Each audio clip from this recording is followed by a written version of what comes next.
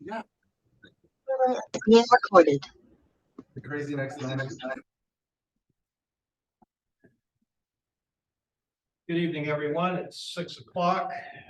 Thank you for being here today for the September 6, 2023 meeting of the Citizens Advisory Committee of the Hillsborough Transportation Planning Organization. My name is Rick Fernandez. I'm the chair of the committee, and as is our practice, I go around the room, starting over here to my left, asking everyone to introduce themselves. Stephen? Hey guys, I'm Steven from the city of Plant City. Jim Davison from New Tampa, appointed by Commissioner Wostel. Joseph Citro, appointed by Commissioner Harry Cohen. Matt Stink, appointed by Tom Clendenin. Chris Gonzalez, member at large. Ed Majewski, appointed by the Expressway Authority. Boyd Prindle, appointed by Commissioner Pat Kemp.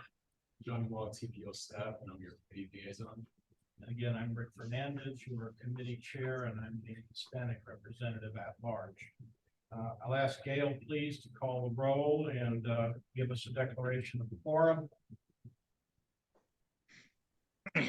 Bill Roberts, Rick Fernandez, Here. Jim Davison, Carolyn Brown, Hoyt Prindle, Here. Joseph Citro, Here. Aya Yassi, Stephen Hollenkamp, Here. Dana Lazarus, Here. Matt Sink, Here. Artie Fryer, Present.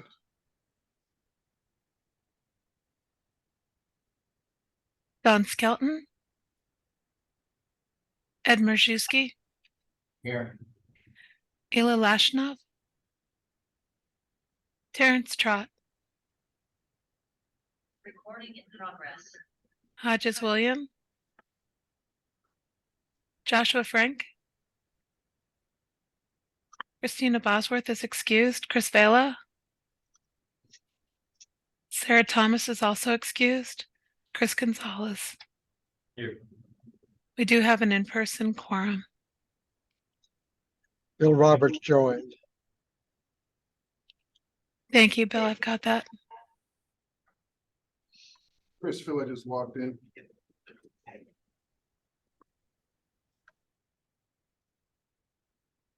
Thank you. I've got him recorded as well. By my count, we have 9 in the room. It's like 3 remote. You all should have received an email notification of the change of circumstance regarding our attendance requirements and the privilege of voting. There has been a change. Now we have been told that if you attend remotely, you certainly are permitted to participate as a member of the committee and offer comments and the like, but voting will not be permitted if you are remote, absent exceptional circumstance. In this case, I'm advised by staff that Dana Lazarus who's remote and waving at us, has offered information to staff suggesting an extraordinary circumstance that would fit within that exception. So I'm going to ask for a motion from the floor to allow remote participation on behalf of Ms. Lazarus. I'll move that. Second. And we have a motion from Mr. Majewski and a second from Dr. Davison. I'll ask for a vote by acclamation. All in favor? Aye. Any opposed? Okay, thank you. Dana, welcome. Thanks, you guys. And just, by way of future reference, I have absolutely no idea what is going to classify as an exceptional circumstance going forward. And I don't know, and it's none of my business what Dana's circumstance happens to be. She shared with staff. Apparently it was sufficient for staff. It's good enough for me. But in the future, if you have something coming up that you think requires some extra consideration, please make sure to reach out to staff in advance of the meeting and clear that with them. I'm certainly not adverse to remote participation. We're simply going by the rules of the game that say now changed on us since the COVID exercise has been removed from our consideration, at least for the moment.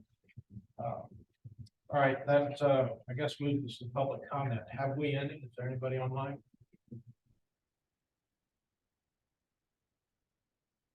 Let's see anyone with their hands raised.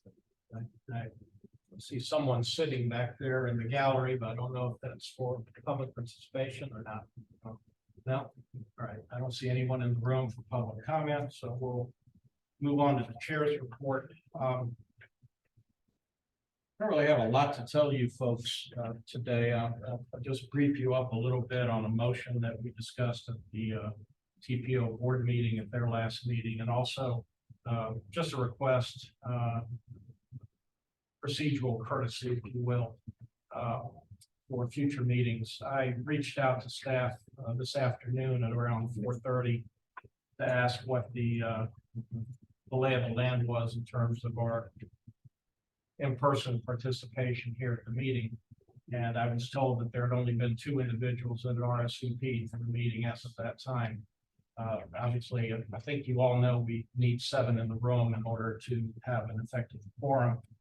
So I would just ask that you make the effort to RSVP for the meetings. There's a link on the agenda. If you're viewing it online, viewing it on your laptop or phone, that allows you to RSVP direct from the agenda. And let Cheryl or let Johnny know that you're planning to come, so that appropriate planning can be had for the meeting. On the off chance that we know we're not going to have a quorum, we may want to transition to a virtual meeting and save everybody the effort of coming in. We happen to have a quorum, but again, for future reference. Also, those of you that were here last month, our last meeting, will recall that there was a motion made by one of our newest members, Mr. Citro, regarding the CAC having an active role in the recruiting and vetting process for the new incoming executive director, whoever it is that is going to wind up replacing Beth Alden come November. That motion passed here in this room, I believe by, it wasn't unanimous. We may have had 1 negative vote, but otherwise it was certainly well received here in the room. I took it to the board as part of the chair's report. And during the meeting, it was picked up as an item of discussion by members of the board. I just want you all to know that while a motion was made consistent with the motion that we had made here in our committee meeting, that motion failed by a vote. I believe it was 8-6, if I recall correctly. As an alternative to that request, and you may recall we had suggested that the candidates, the 3 of them that are now the finalists, be invited to come and speak to us here during what would be this committee meeting, to give them an opportunity to speak with us and give us a chance to ask them questions in this setting. That suggestion did not meet with favorable result. As an alternative, there was a motion made by a member of the board, I believe it was Lynn Hertek, that there be a meet and greet set up for the 3 finalists and members of the CAC and other members of the public that would care to come in order to meet with these candidates, have an opportunity to talk with them, ask them questions in a more social setting. So that has now been set up. You may have already seen email notification of that for, I believe it's September the 12th, which is next Tuesday from 5 to 7 in the all-purpose space downstairs on the first floor of this building. So those of you who are interested in meeting those candidates and having a chance to vet them, if you will, in that context, you are certainly invited to do that, and I intend to be there. There's also, I might as well make this notification now. The candidates will go before the full board of the TPO the following morning. The TPO board meeting, I believe, has been scheduled to begin at 9 o'clock. Or is it 8:30? It's like 8:30. Yeah, they're taking the time that would ordinarily have been dedicated to the policy committee, folding it into the TPO board time. And those three candidates are going to come to the meeting of the full board to be interviewed there. And there will be a regular board meeting with opportunity for public comment and the like. So anybody that wishes to go to the board meeting, offer comment about the candidates that you may have met the night before, or those that you may already know. You certainly are privileged to do that. Also, Johnny asked me to mention that while committee members certainly can sign up and leave public comment or give public comment during the meeting, as would normally be the case, you certainly are privileged to leave public comment either through Facebook or through email, the normal written forms of communication that we use. Also, there will be contact or comment cards that will be provided. So if you want to make a comment in writing on a comment card, it will be available at the meeting and it will be read into the record at the meeting. So there is an effort being made to offer various avenues of approach for us to both meet the candidates and to offer our comments. But I'm sorry I wasn't able to deliver the committee involved here in the room that I think most of us would like to have seen. Are there any questions about any of that before we move on?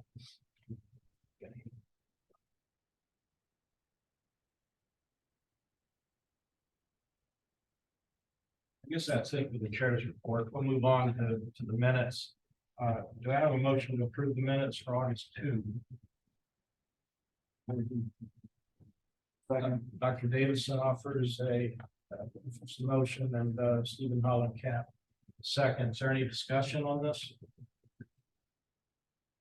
I ask for a vote by acclamation. All in favor of approval of the minutes? Signify. Anyone opposed? Okay. Passes unanimously. All right, Johnny, on to action items, tip roll forward and Waterworks Park sidewalk gap amendments. Roger Matthews going to be giving that. Roger, can you pull up your slides?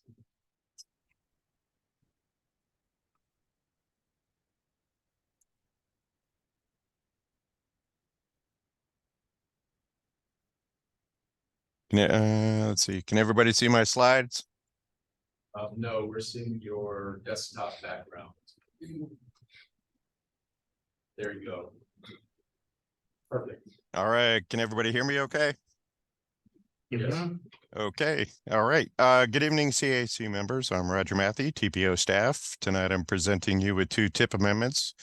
One is a roll forward impacting 3 already approved projects, and the other is to fill the sidewalk gaps near Waterworks Park. This slide shows the timeline of how the TIP and the FDOT work program are developed together. Every year in July, FDOT District 7 begins developing the 5-year work program. Following an extensive review process, the work program is adopted in July of the following year, and a summary snapshot of projects listed in the work program is provided to the TPO in April. This snapshot includes a list of funded projects which are required to appear in the TPO's TIP. And what is a roll forward? Roll forward amendments to the TIP are routine and are needed when projects in the previous TIP had funding programmed in a fiscal year, but the work was not able to be completed. The program funds must then be rolled forward into the next TIP so that the work can be completed in the next fiscal year. The TIP must therefore be amended to reflect the movement of funds, even though the projects themselves don't change at all. This slide shows the 3 projects impacted by the roll forward amendment. We have the Kennedy Boulevard resurfacing project and the I-4 east and westbound way station truck parking. There is a net change to the Kennedy Boulevard resurfacing project because it is now being estimated to come in under budget. Although the projects are not changing and already have been approved, I included this slide just as a reminder to show the existing conditions of Kennedy Boulevard. The graphic at the bottom shows Kennedy Boulevard will look like after the resurfacing and restriping is completed. Travel lanes and speed limits will be reduced, while the median and sidewalks will be widened. The top of this slide shows the 13.2 million programmed in fiscal year 23, and the bottom portion shows the 11.1 rolled forward to fiscal year 24. The delay occurred because some utility work in the city of Tampa pushed back the start date of this project. The 2 approved way stations along I-4 were also delayed because the work program funding wasn't authorized by the end of the fiscal year. We're showing the top picture as the eastbound way station and the bottom is the westbound way station. The next 2 slides show that nothing is changing for these 2 projects other than the funding is being moved from fiscal year 23 to fiscal year 24. This is the eastbound way station here. Here's the westbound way station.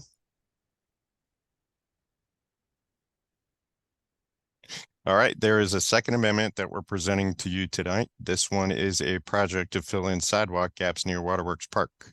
This project will enhance the multimodal connectivity by eliminating gaps in the Tampa Heights district and creating a direct sidewalk connection from Tampa Street to Doyle Carlton Drive out in front of Ulele. This slide shows the funding for the sidewalk gaps at $718,000, and the work will be completed in fiscal year 24. And using FDOT's carbon reduction funds, we reviewed this project and it is consistent with our TIP priority list.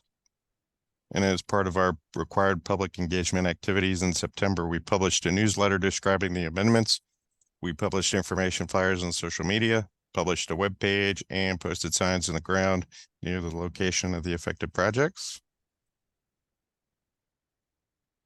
And today we are recommending approval of the roll forward and Waterworks Park sidewalk gap amendments to the fiscal year 23-24 TIP and forward to the TPO board for approval. And with that, I'll take any questions. Thank you. Are there any questions for Roger or any discussion? Jim? Yeah, Roger, great presentation. Could you tell me how much or how linear feet is involved in the sidewalk patching and what the cost per linear foot is? I don't have that information with me. I do have the fact sheet from FDOT, but that doesn't have anything in there according to what you're asking. But we can find out for you and get back to you. Because basically that $719,000 is 50% more than the yearly sidewalk repair for the county of Hillsborough, for the entire county. Jim, this work is to fund design of the sidewalk, so we don't know yet exactly how wide it would be, and that's not the construction cost. That'll probably be revealed. That's just the design of sidewalks. Just the design. Okay. Any other questions or general discussion on this topic? I have a question for you, Roger. Yes, sir. This, for the record, this is Rick Fernandez. Spinning off of Jim's question and recalling that just a few weeks ago, we passed a resolution here about agencies showing up at meetings to propose certain plans or changes to the tip or whatever it might be, but basically to advocate for their programs. Is this an FDOT requested project? Yes, sir, it is. All right, and the question that Dr. Davison just asked you is a detailed oriented type question. Might we have expected that an FDOT representative here in the room or virtually might have been able to answer that and provide that information? I did reach out to them about a week ago, but I think they were involved in another meeting for tonight. So they were unable to attend. Nobody was available. All right. Correct. Okay, but you told them about it a week ago? Yes. They supplied me with the fact sheet for the sidewalk gaps. But unfortunately did not include the information that Dr. Davison just requested. Is that fair? Correct. Yes. One other question before I move down the road here, Chris. Sure. we just went through a tip review process in June. Why would this not have been embraced within or folded within that process then? That's a good question. Johnny, do you have an answer for that one? Yeah, we have the answer to that is we have a standing line item in the tip priority list under table 2. The final line item from the real choices category is for sidewalk gap filling various locations. We don't move these projects forward during the regular tip annual update because those locations aren't known to us until when the funds become available, right? So we wouldn't have been able to tell you that DOT was going to fill gaps with a specific location. We only know that they have a certain amount of funding to use for sidewalk gaps, but the locations become known to us throughout the year. So I'm envisioning that there will probably be a number of tip amendments like this to come forward as that CARB money is spent by the district. Chris, you had your hand up first, but Yeah, just a little bit of a background. This is of course unofficial in the sense that it'd be nice to have Outdot here. And the other person who influenced this project is Tony Kroll. Tony Kroll, he's done a lot of work for Tampa Heights. And from what I've heard, he entered discussions with FDOT, I think Justin Hall. And he was trying to advocate for another pedestrian path just to get safely to Waterworks. So the intent of this project really came from a business operator and owner in Tampa Heights. And then I think funding was being searched and it was identified fairly recently. So a lot of moving parts right after the tip approval, of course, and then now it's landed here. So that's just a little background noise I've heard about this. sorry, thank you for that. Let's see, whose hands came up first? Ed? Isn't there a project underway to redo the whole Ashley under the interstate and that's gonna provide connectivity from downtown to Tampa Heights, as I understand it. So I'm just wondering, like, if and when that happens, is that gonna conflict with this project? Or is this project gonna be necessary if that redesign of the Ashley interchange goes through? Without seeing the results of the design, I really can't comment on the specifics. If you'd like, we can have someone from DOT return to present the design renderings when they're available. Or someone from the city of Tampa to comment if there's been coordination.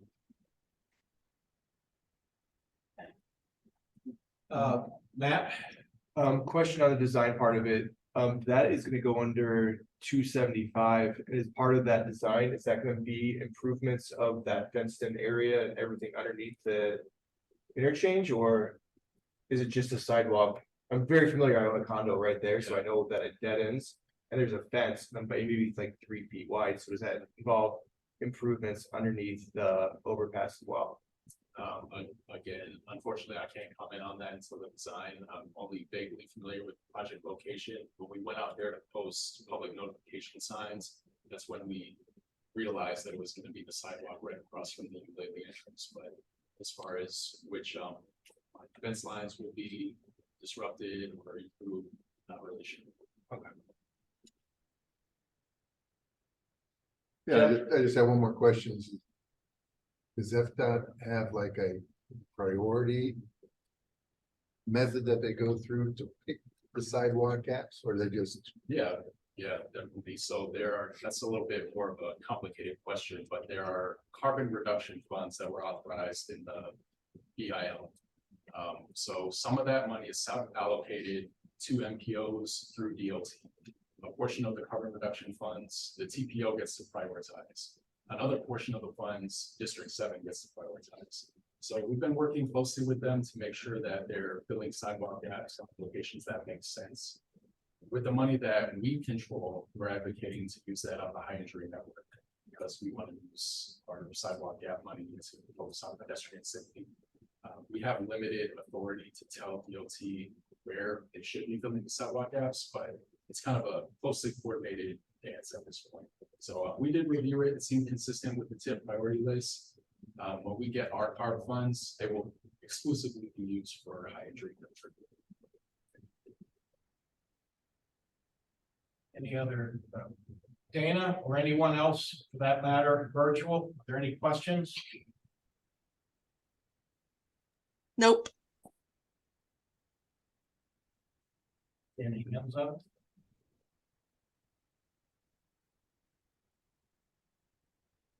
Don't see any hands. Let me check the chat. Don't see any there either. Okay. Roger, could you put the ask back up on the wall, please?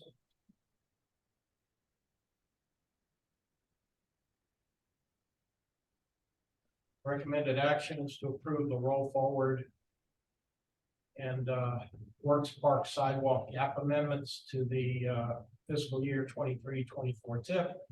Recommend approval to the TPO board. Is there a motion from the floor? I'll present a motion. To approve the roll forward and Works Park sidewalk gap amendments to the FY 23-24 tip and recommend approval to the TPO board. All right, that Motion motion, Chris, by the way. that motion made by Mr. Bella. Is there a second? I'll second it. Second by Mr. Citro. Is there any further discussion on that motion? Was that strictly referring to the sidewalk improvements or the whole thing? The whole thing. So that's including Okay. the way stations and effects.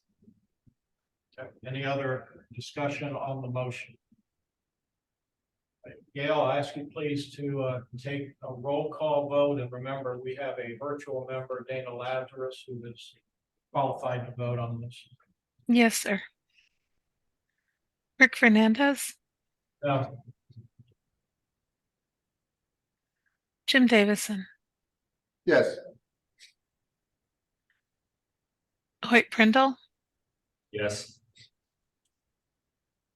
Joseph Citro, Yes. Stephen Hollenkamp, Yes. Dana Lazarus, Yes. Matt Sink, Yes.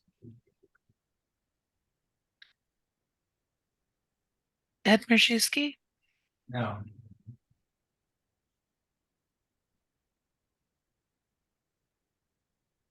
Chris Vela, Yes. and Chris Gonzalez. Yes. Motion passes 8-2. Next action item. On your agenda. Jared, I'm sorry. We got some. Thank you, guys. During the presentation, Ilya Lachinov, what is it, in attendance now? I don't think that Gail called his name. Ilya's name wasn't called. No, my name is not. Apologize, Ilya. No, I came in. I do apologize. I'll get you in here as present and go ahead with your vote. Yes, That was a yes. The motion passes 9-2. thank you. Thanks. Thank you for catching that, Johnny. All right, next under action item, Roman numeral 7B. 2050 plan reserve forecast. Elizabeth Watkins. Good evening. Can you see my screen and hear me okay? Yes. So far. Excellent. So I'll be providing an overview of the 2050 revenue forecast. I know you have a very heavy agenda in front of you today, so I'm really going to focus on the high points and make sure that we have time for questions. So one quick note about how we developed this revenue forecast. There was extensive coordination with jurisdictions and operators. So we had multiple meetings with top staff in public works departments, with the 4 municipalities and HART, as well as their senior finance staff. We could not do something like this in a vacuum, and we heavily rely on the input and guidance from the jurisdiction and operators, and their feedback was incorporated into this technical memo that is linked in your packet. Additionally, we rely heavily on FDOT's 2050 Revenue Forecast Handbook, which is an appendix to the technical memo. DOT shows great leadership in providing this state and federal forecast. So that was incorporated directly into this final deliverable. So wanted to illustrate this was not done in a vacuum, and we work closely with partners in its creation. Additionally, I wanted to acknowledge and appreciate the feedback that you all shared with us back in July. There was a suggestion to add description of different value capture and innovative finance techniques, so we incorporated that into the memo. We also confirmed the COT allocations and assumptions. The community investment tax is a complicated tax, so we made sure to go back and speak with Hillsborough County in particular to confirm that assumption of about half of it being used for transportation. In that conversation, I also brought up the discrepancy that was raised at the July workshop of the CIT accountability report, illustrating 23% going to transportation. And the rationale that was provided to me was that number is based on the cumulative CIT. So back into 1990s to today, and it also includes all of the jurisdictional programming of those funds. So Hillsborough County stands behind that 49% of their allocation going to transportation. So that's what we have incorporated into the tech memo. There were also some really interesting ideas that unfortunately upon additional investigation didn't have statutory authority. So there was an idea of what if state property were taxed? Or what if there was a local tax on heavy vehicles who, have more wear and tear on the roadways, as well as an exploration of incorporation of areas within unincorporated county. And I guess for the first two, we lack statutory authority at the county and municipal level to do that. And then for the incorporation of certain areas, there were just too many unknowns to provide a forecast. So I think these are really interesting ideas, but could possibly be explored outside of the LRTP, just given the uncertainty and then the lack of legislative standing. And then lastly, there were some questions about oversight of the financial forecast. So we have requested federal review of the financial plan.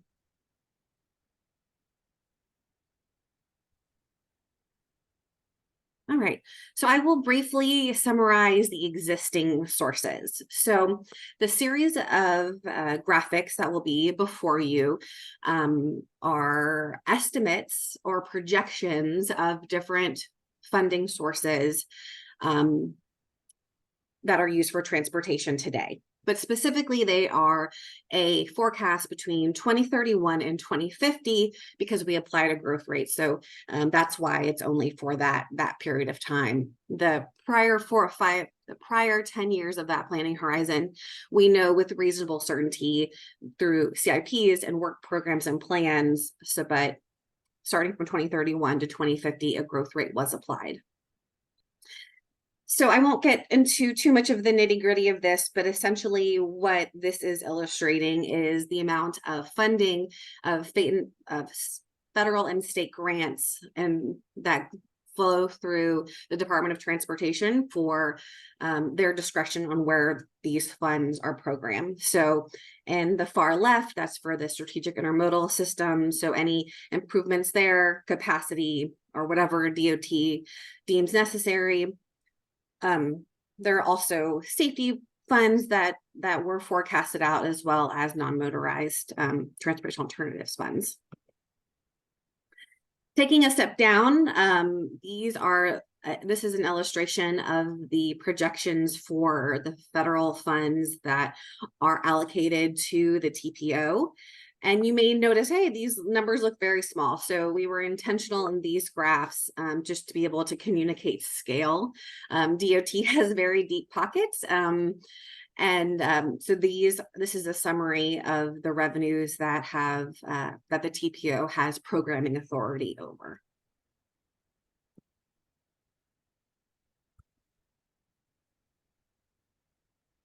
This is an illustration of federal and state grants that go to HART and the Sunshine Line. So FTA supports HART's operations as well as grants through the department, and the Florida Commission for the Transportation Disadvantaged also supports the operations of Sunshine Line. Now, segueing to state fuel taxes for local transportation programs. So fuel taxes are fairly complex. The most significant source of fuel tax is the constitutional fuel tax. That's about 2 cents per gallon. That's collected on behalf of the state, and that gets programmed or given to the county for their discretion. And then the remaining bar chart from the county over to the municipal, that is an illustration of the 6 cent first local option fuel tax, the 9th cent, which is 1 cent, of those gas taxes. So you can see proportionally how much is available for transportation over this planning horizon. So next we'll segue into local transportation funding sources. So what this illustrates, the first 3 columns are the transit revenues, local revenues. So the HART's line right there, that includes ad valorem that goes to HART, so property taxes, revenues, advertising, all of those funds that go strictly to their operations, maintenance, and capital purchases. The 4th line down is a summation of all of the transportation impact fees or mobility fees across the 4 jurisdictions. And then the first LOF, which is that 6 cents local gas tax, that fund that primarily are the primary source of funding for local transportation projects. We, in particular, we excluded the 9th cent fuel tax, which is that 1 cent fuel tax, as well as the community investment tax that's summarized later on in the potential funding sources, given that they are set to sunset before the end of the forecast period of 2050. So another part of the revenue forecast is to identify potential funding sources that could be used to fund infrastructure. So as I mentioned earlier, we included some descriptions of different innovative finance tools. We don't have an estimate allocated to those because it would need to have projects lined up and costs and the intricacies of how those financing structures are set up. So we've acknowledged them, but none of them came up in our discussions with local governments on if they intend to use any innovative finances they fund transportation. So it's mostly acknowledged and kind of left up to the local municipalities how they intend to fund transportation, but it's not captured in this revenue forecast. There's also a forecast on the 9th cent and 2nd local option fuel tax. And the 2nd option local fuel tax is a 5 cent fuel tax that could be levied, but it currently is not levied in Hillsborough County. Many other counties choose to max out all 12 cents available to them under Florida statute, but currently in Hillsborough County, we only do 9 cents. So we still have that 5 cents on the table if that were something that the public and our local elected officials wanted to pursue. Another data point that is forecasted in the revenue forecast is what if there was an extension of the community investment tax, and what if that continued the current trend of about 50% of the jurisdiction sub-allocations going to transportation? What is that number? As well as forecasting out what if there were another transportation surtax proposed and implemented no sooner than 2029. So again, these are just numbers for discussion, not a guarantee, not a commitment, but more of a talking point. We also illustrated if ad valorem or property taxes were used for transportation, as well as if more off-street parking fees were used to fund transportation revenues.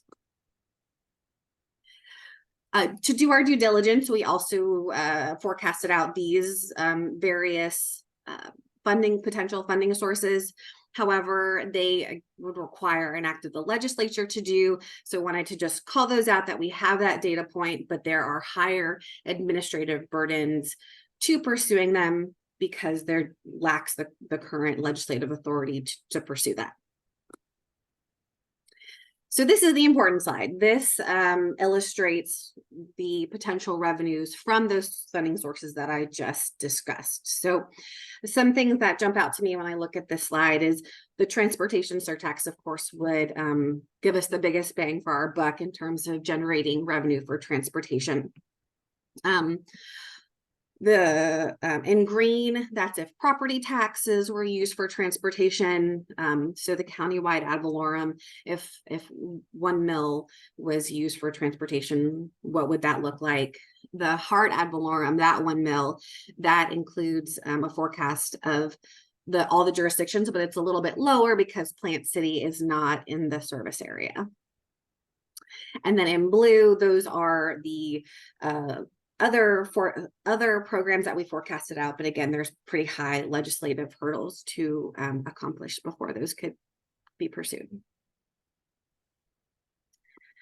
So lastly, here is just a summary slide illustrating in various colors on the left of the existing funding sources that I talked through previously. And then on the right in this brighter blue, this shows those potential transportation funding sources. So you can see that there are a couple options that would be very effective in increasing transportation funding proportionally to what is currently collected today. So to summarize our next steps, of course, we're taking this revenue forecast to all the committees and we'll be going to the board in October for their acceptance. Vishaka is talking next about different needs assessments for transportation. And then after that, we will be drafting different scenarios for the public committees and boards' discretion and input on different scenarios for funding transportation. So we expect to be back to your committee with those scenarios sometime in late winter or early spring. So the recommended action for your consideration is to approve the revenue forecast and recommend approval to the TPO board. But I'd be happy to take any of your comments or answer any questions. Thank you, Elizabeth. Before I turn this over to Q&A, and I imagine there will be some, 2 points of order, 1 point of order really and a question. Just before you began your presentation, I was handed a composite document, the cover sheet of which is Table 10, Summary of Total Available Revenues, FY 2031 to FY 2050. Where did this come from? I can explain that whole thing. That was made up by me. And it was a handout from me, and I'll explain the entire handout. To the committee? To the committee at my question. Okay. I'd like to, do you have an extra copy of this? Sure, I've got all you want. I just need one. I just want to make sure a copy of this is made available to staff for inclusion in the record. I've got a feeling there are going to be some questions or comments made directed to this information, whatever it is. I haven't had a chance to review it. The other thing, Elizabeth, if you could, either you or Johnny or some other talent yet to be identified. It strikes me, we have some new people around this table and maybe even virtually, I forget now who's virtual. But could you in a minute or two put into context what this thing is that you've just spent the last 20 minutes talking to us about? Why are we looking at it? What is our action intended to do? Why is this important? That's a great point, and I should have made clear early on. So this revenue forecast is one of the building blocks in building this long-range transportation plan. It's a federal requirement that reasonably expected to be available transportation funds be documented and that projects costs don't exceed that. So it really is a foundational piece of the long range plan to illustrate fiscal constraint for transportation projects in Hillsborough County through 2050. I'll let that sit there. Maybe somebody will have other questions or comments based on that. And certainly for the new members, if you have questions and need to dive into this a little bit more to understand why you're looking at this and what you're being asked to do, please feel free. That said, is there any, yes, there are questions. Chris Valley, your hand's up. Yes, Elizabeth, this is Chris. I emailed you and Johnny a recommendation. I just wanted to make sure you received that. Yes, yes. Receive. Oh, I'm sorry. Sorry, I was going to acknowledge that. Yes, receive that. I thought it was a really interesting idea. Essentially, if I can take a stab at summarizing it, Mr. Vela sent us some information about how cities use the value of their assets in terms of financing infrastructure projects and using that essentially as a line of equity. So I thought that was really innovative. I was looking for some Florida examples just because we're, unique. So thank you for including that information. I'm not sure exactly how we could incorporate that into the revenue forecast because it's more of a transportation finance tool, while this is kind of a cash in hand, what revenues are directly available for projects, but we'll definitely spend some time thinking on that. Okay, yeah, it's important because the whole thought behind this was to look at government assets as we look at the open market. So, Rich Fernandez house, well, hypothetically speaking, has increased in value over a couple of years. But then when we look at public assets, they're very static. They don't grow like the market. And so the whole idea is that as those assets are calculated and they have a worth just like the market, you can use that as leverage for P3, additional bonding, more funding, and so on.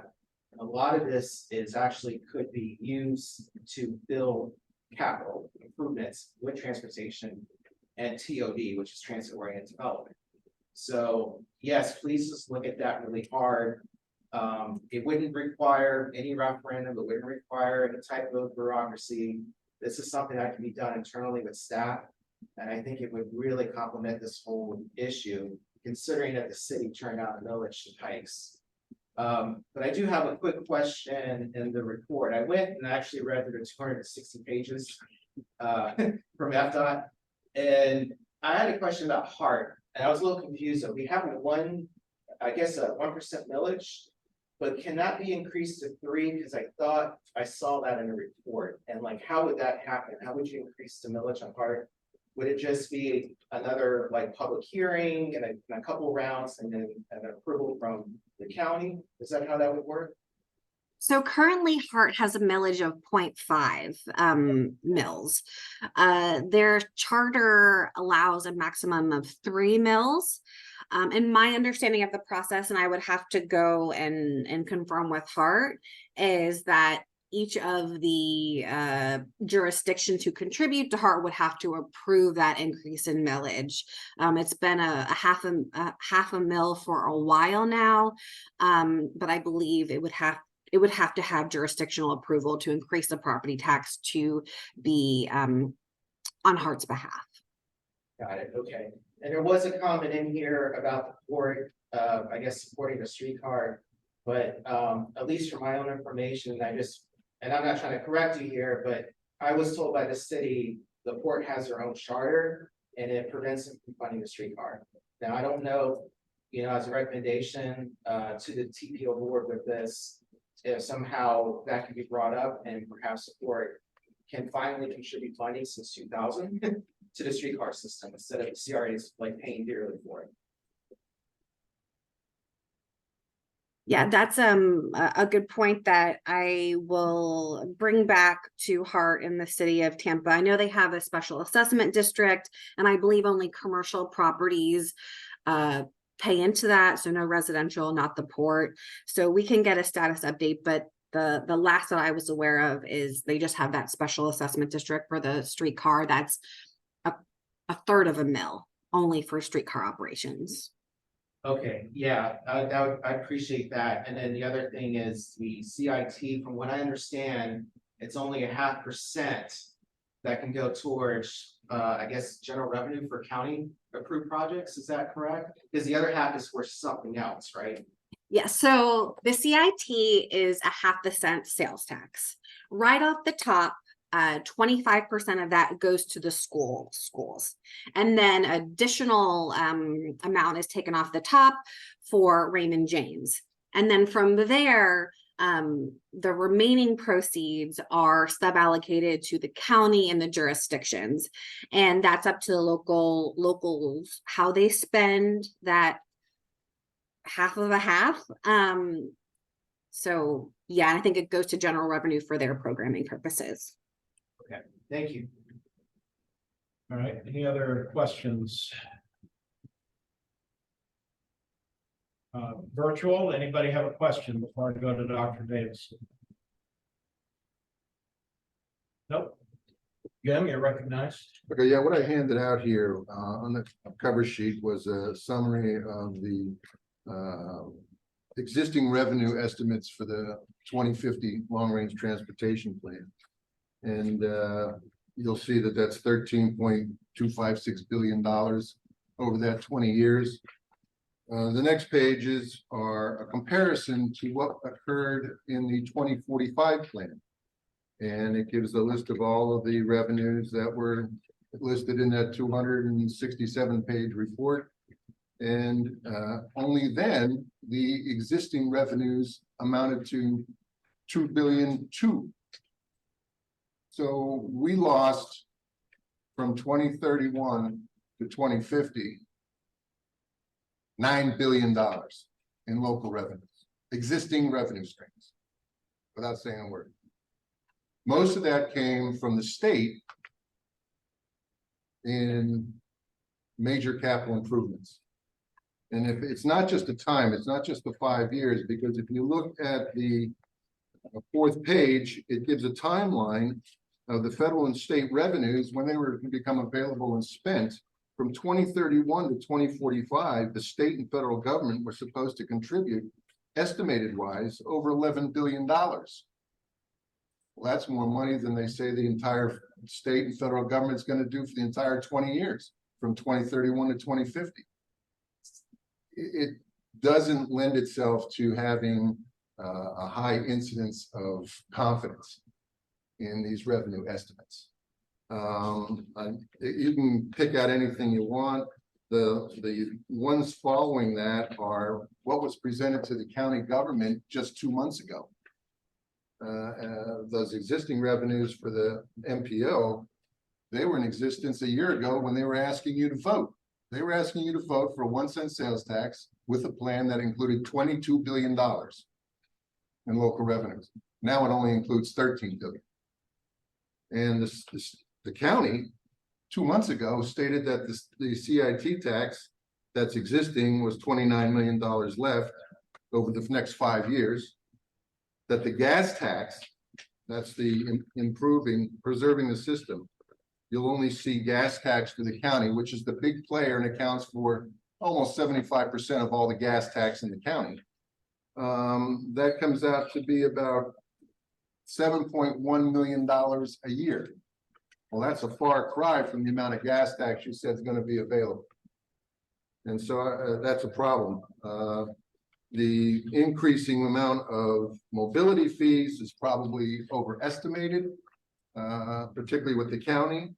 And the point I'm getting to make it cut it short is we still are so far removed from what the county is presenting to the Board of County Commissioner staff and what you are presenting here tonight.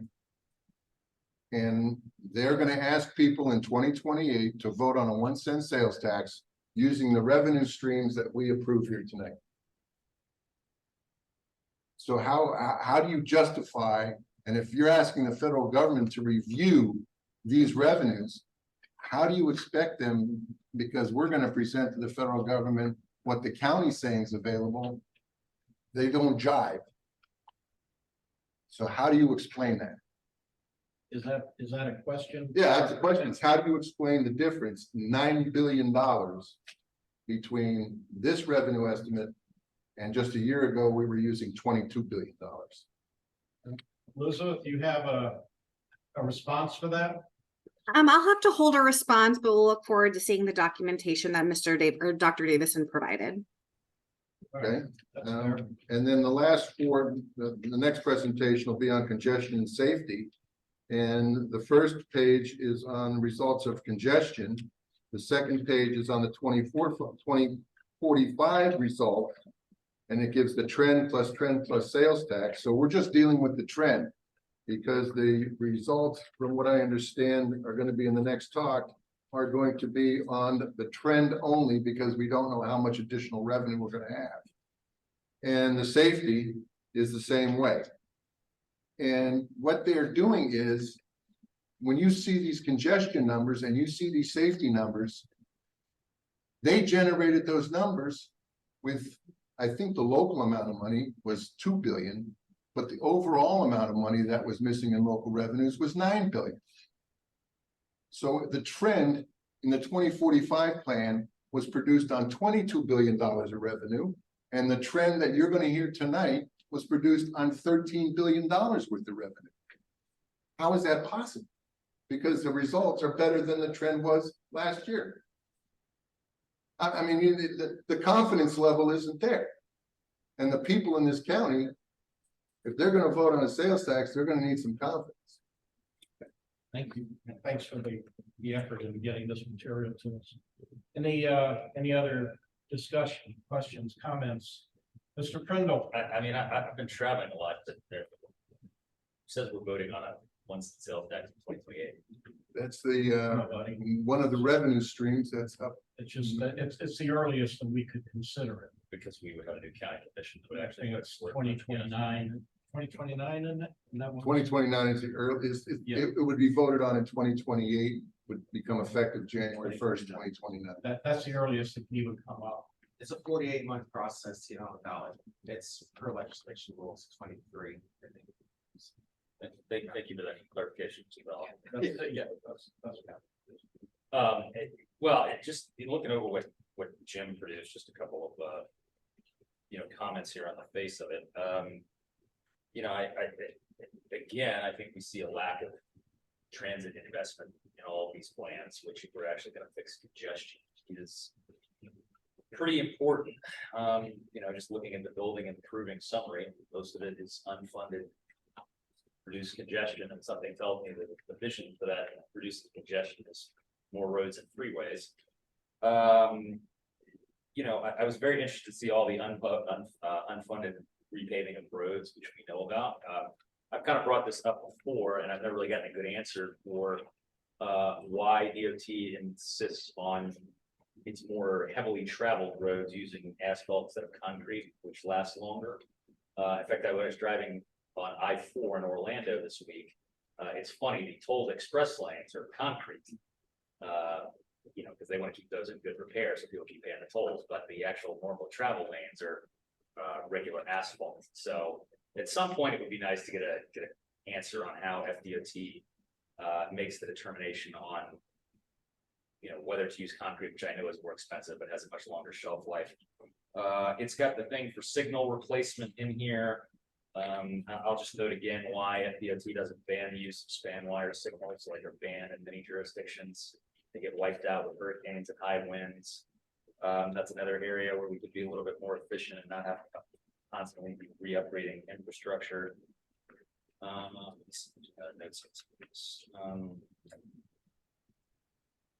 And then obviously, I think you just go back to the finish on the surtax point. You see even in the slides here, that's the overwhelming source of revenue that we have for local transportation needs. So I would encourage all of you to keep that in mind when you're making decisions about who you vote and the things that you go out and advocate for, because without that local sales tax option, we're constantly have to go back to our FDOT overlords in Tallahassee and the state legislature to give us the transportation system we need instead of having the ability to make those decisions for ourselves. So with that, Mr. Chairman, I'm happy to yield the floor back.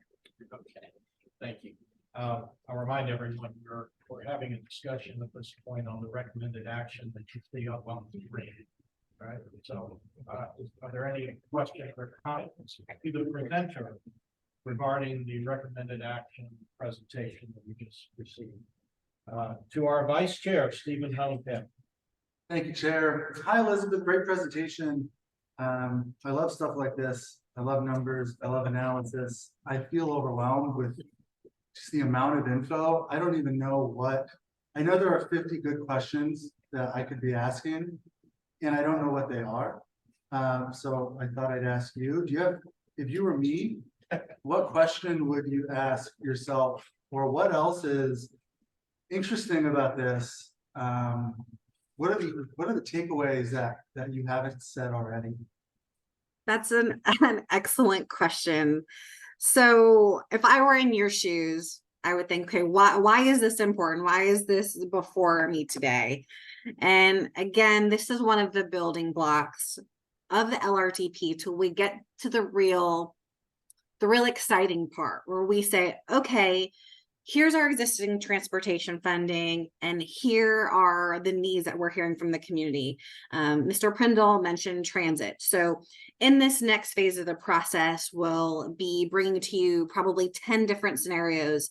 If there was an increase of CIT, could you fund premium transit from the airport to downtown, or any sort of combination of those things? So if I were in your shoes, I would want to have confidence in the data that was presented here. And again, this was done in partnership with all the jurisdictions and operators.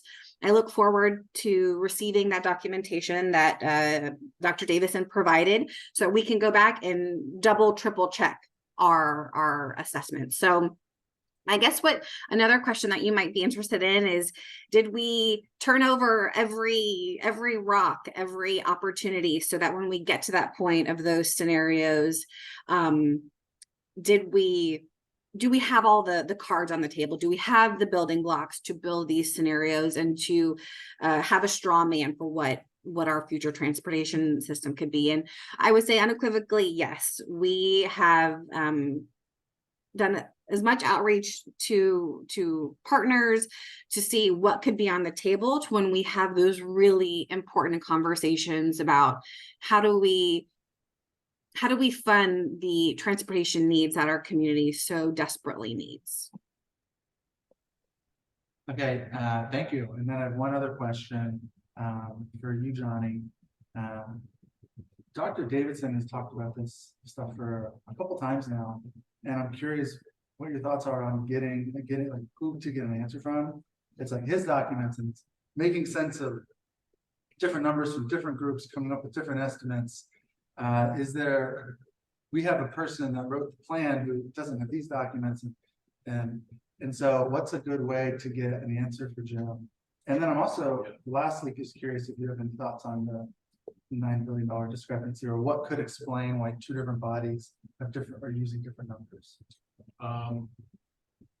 Without being able to read through the information that Jim has provided, I won't comment on the discrepancy between the 11 and $2 billion, whatever it is. So I'll reserve that for later. As far as where to ground truth the numbers in this document, I would question, what is the purpose of it? By approving this revenue forecast, you're not assenting or consenting to a sales tax or a percentage of the CIT being used for anything. Our purpose of producing this revenue forecast is to create a menu of options for the public and for the board to consider when we're looking at which transportation investments we want to make. So this is one piece of the puzzle, right? When we start looking at proposed projects to move forward, the community is going to have to ask itself, what are my goals? Do I want projects that connect me to my job? Do I want to invest in sidewalks, pothole repair, safety? If the answer is yes, to what extent? Do you want to resurface all the roads every 10 years? Do you want to reduce crashes to zero? Well, that takes a certain amount of money. And then you have to ask yourself, based on what my goals are, how can I secure that amount of money that's needed to achieve that? So the surtax is there as an option. If the community decides that it really wants to invest a lot and totally, begin to get back on track for routine maintenance, reduce crashes, improve connectivity.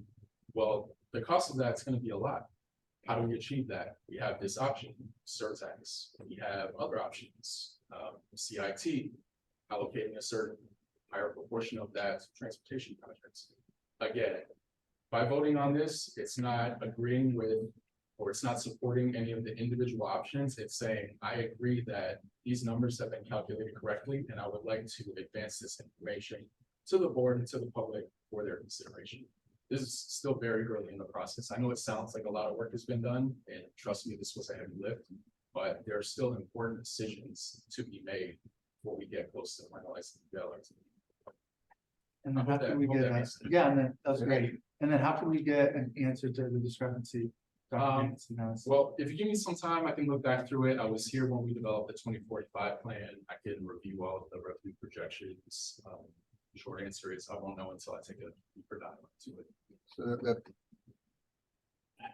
Let me go down to a new voice. Another question, so with the, This is Matt Green speaking for the record. oh, thank you, sorry. So if there's a discrepancy, does this have to be voted on today? Or is there a way to get some sort of reconciliation before a vote would even taken on this? We'd like to have your approval today. I will say that Elizabeth was very careful to coordinate the revenue projections with financial professionals representing all the local governments. So we didn't do this in isolation or unilaterally. Elizabeth worked with chief financial staff from Hillsborough County, Arts, all the local governments. So they participated in this process, and we treat that as an endorsement of the numbers that we presented to you today. I'm sorry, Jim, before we come back to you, our vice chair just pointed out to me that there's somebody virtually, Lauren Brooks, that has a hand up. I have no idea who that is, but a member of the committee. Lauren's a consultant. She might unintentionally have her hand up, but let me unmute her. Yeah, Lauren is the project manager from AECOM who helped us develop this forecast. Thank you, Elizabeth. Good evening, everyone. I just wanted to clarify that we are missing a piece of the revenue forecast. The SIS portion, we're only showing draft numbers because FDOT is still finalizing the SIS cost feasible plan. So I just wanted to note that could be one of the reasons why there's such a large discrepancy. We're using preliminary or draft numbers right now. So hopefully that helps. Jim, briefly, please.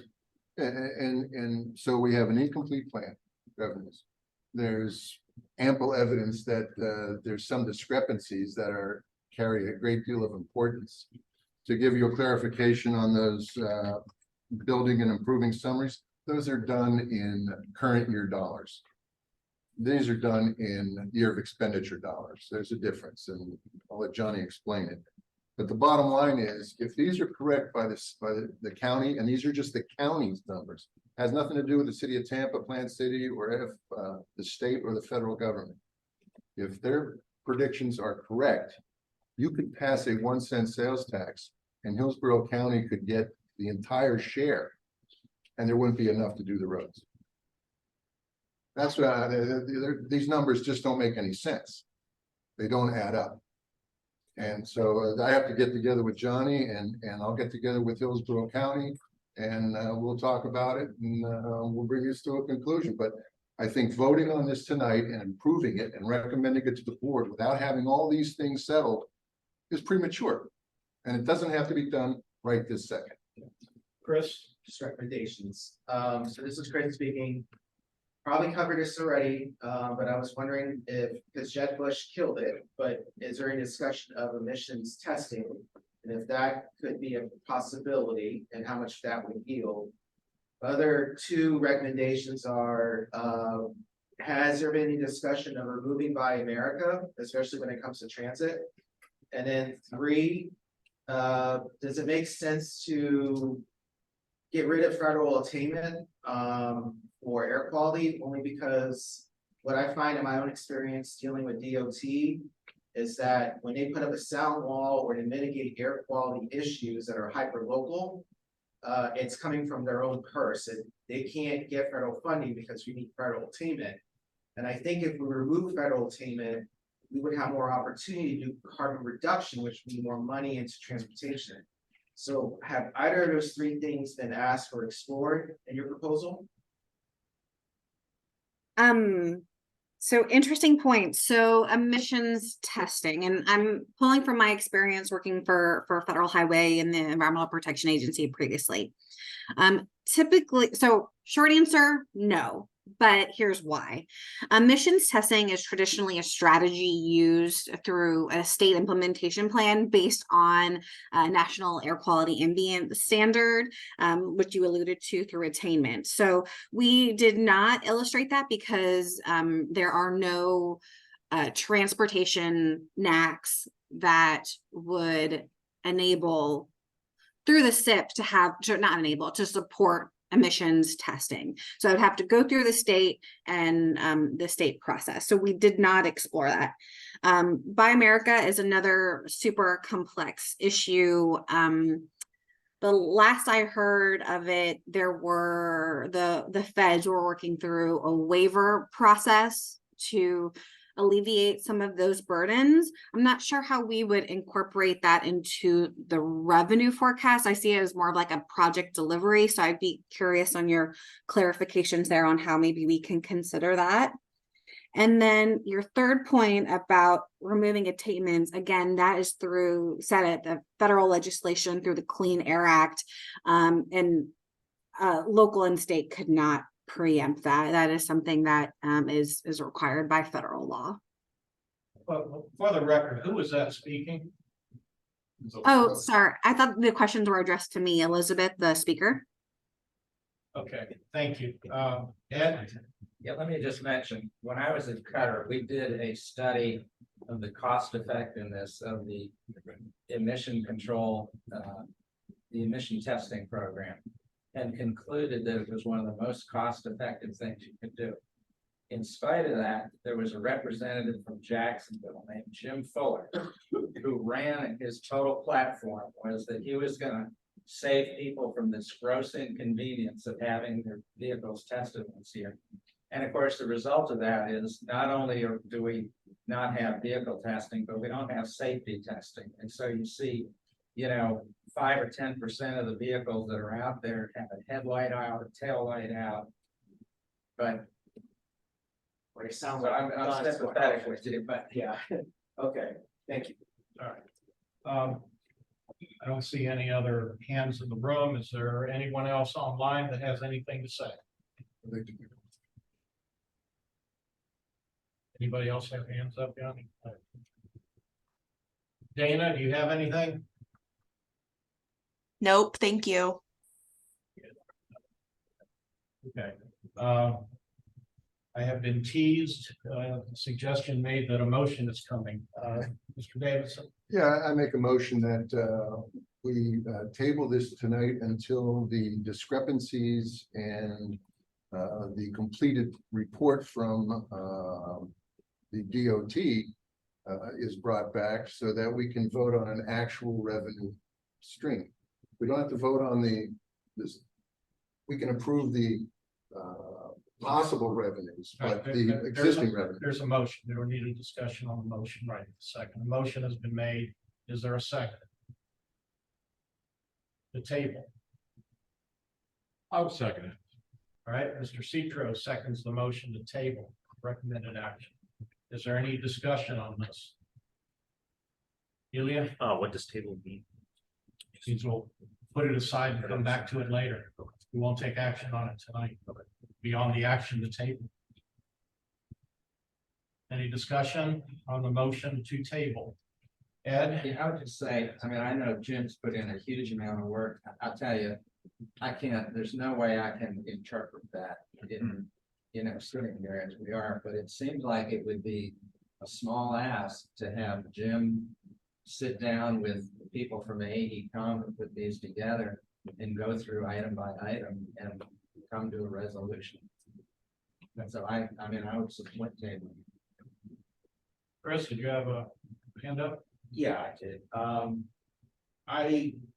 I support tabling and,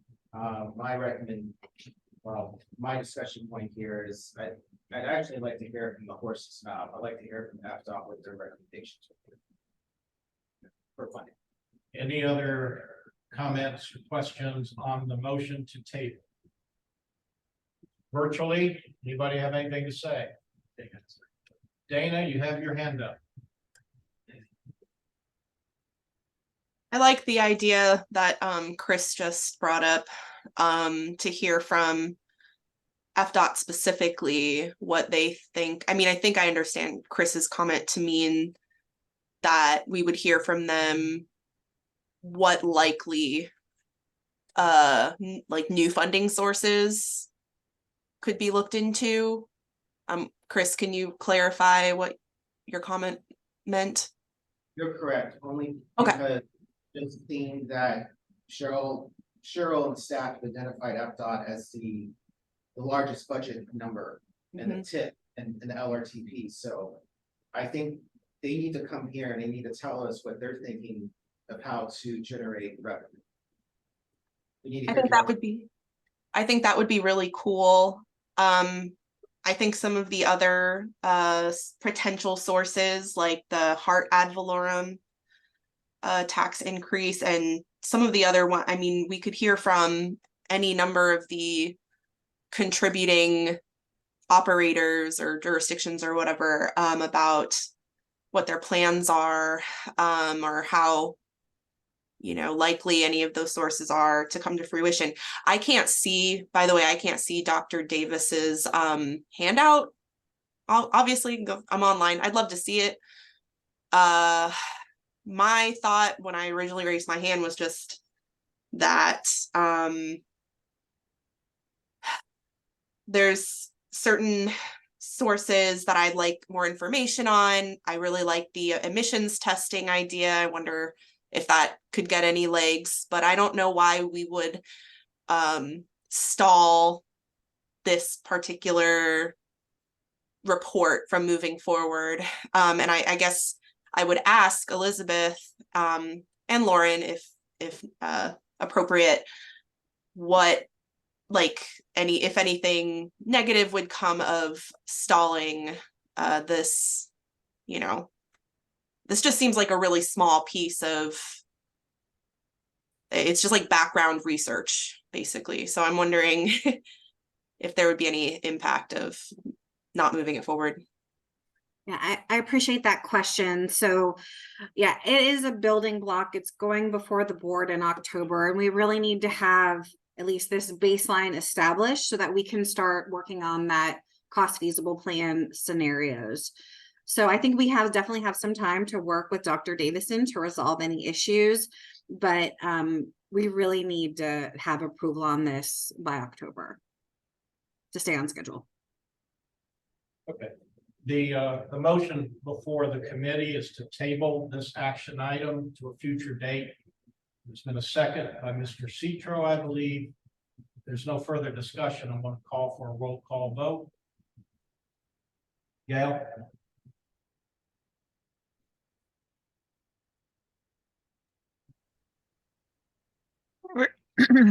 Rick Fernandez, Yes to table. Jim Davison, Yes. Hoyt Prindle, Yes. Joseph Citro, Yes. Stephen Hollenkamp, No. Dana Lazarus, No.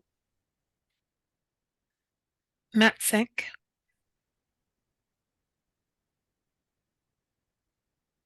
He's in the bathroom. Come back to him. Sure. Madam Ed Clerk. Marszewski, Yes. Ila Lashnov, Yes. Chris Vela, Yes. Chris Gonzalez. Yes. Is Mr. Sink back? No. Not yet. Okay. The motion passes 8-2. Thank you. Thank you all for the comments. Item C under our action items is the 2050 plan needs assessment for congestion management and crash mitigation. Good evening. Rita? Yes, I'm here. Good evening. Can you see me, hear me? Yeah. Yeah. Okay, let me share my screen.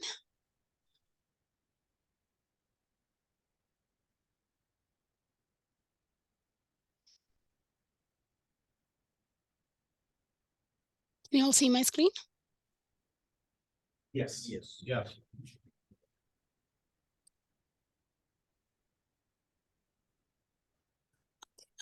I just need to move it to the other screen. Sorry. Okay, so now you can see the right screen, I suppose. Do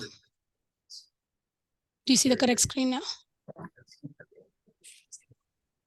Do you see the correct screen? Yes. Yes. Okay, thank you. Good evening, CAC committee. This is Vishaka Shivraman, TPO staff, and I'm going to be presenting one of the needs assessment, which is the congestion management and crash mitigation.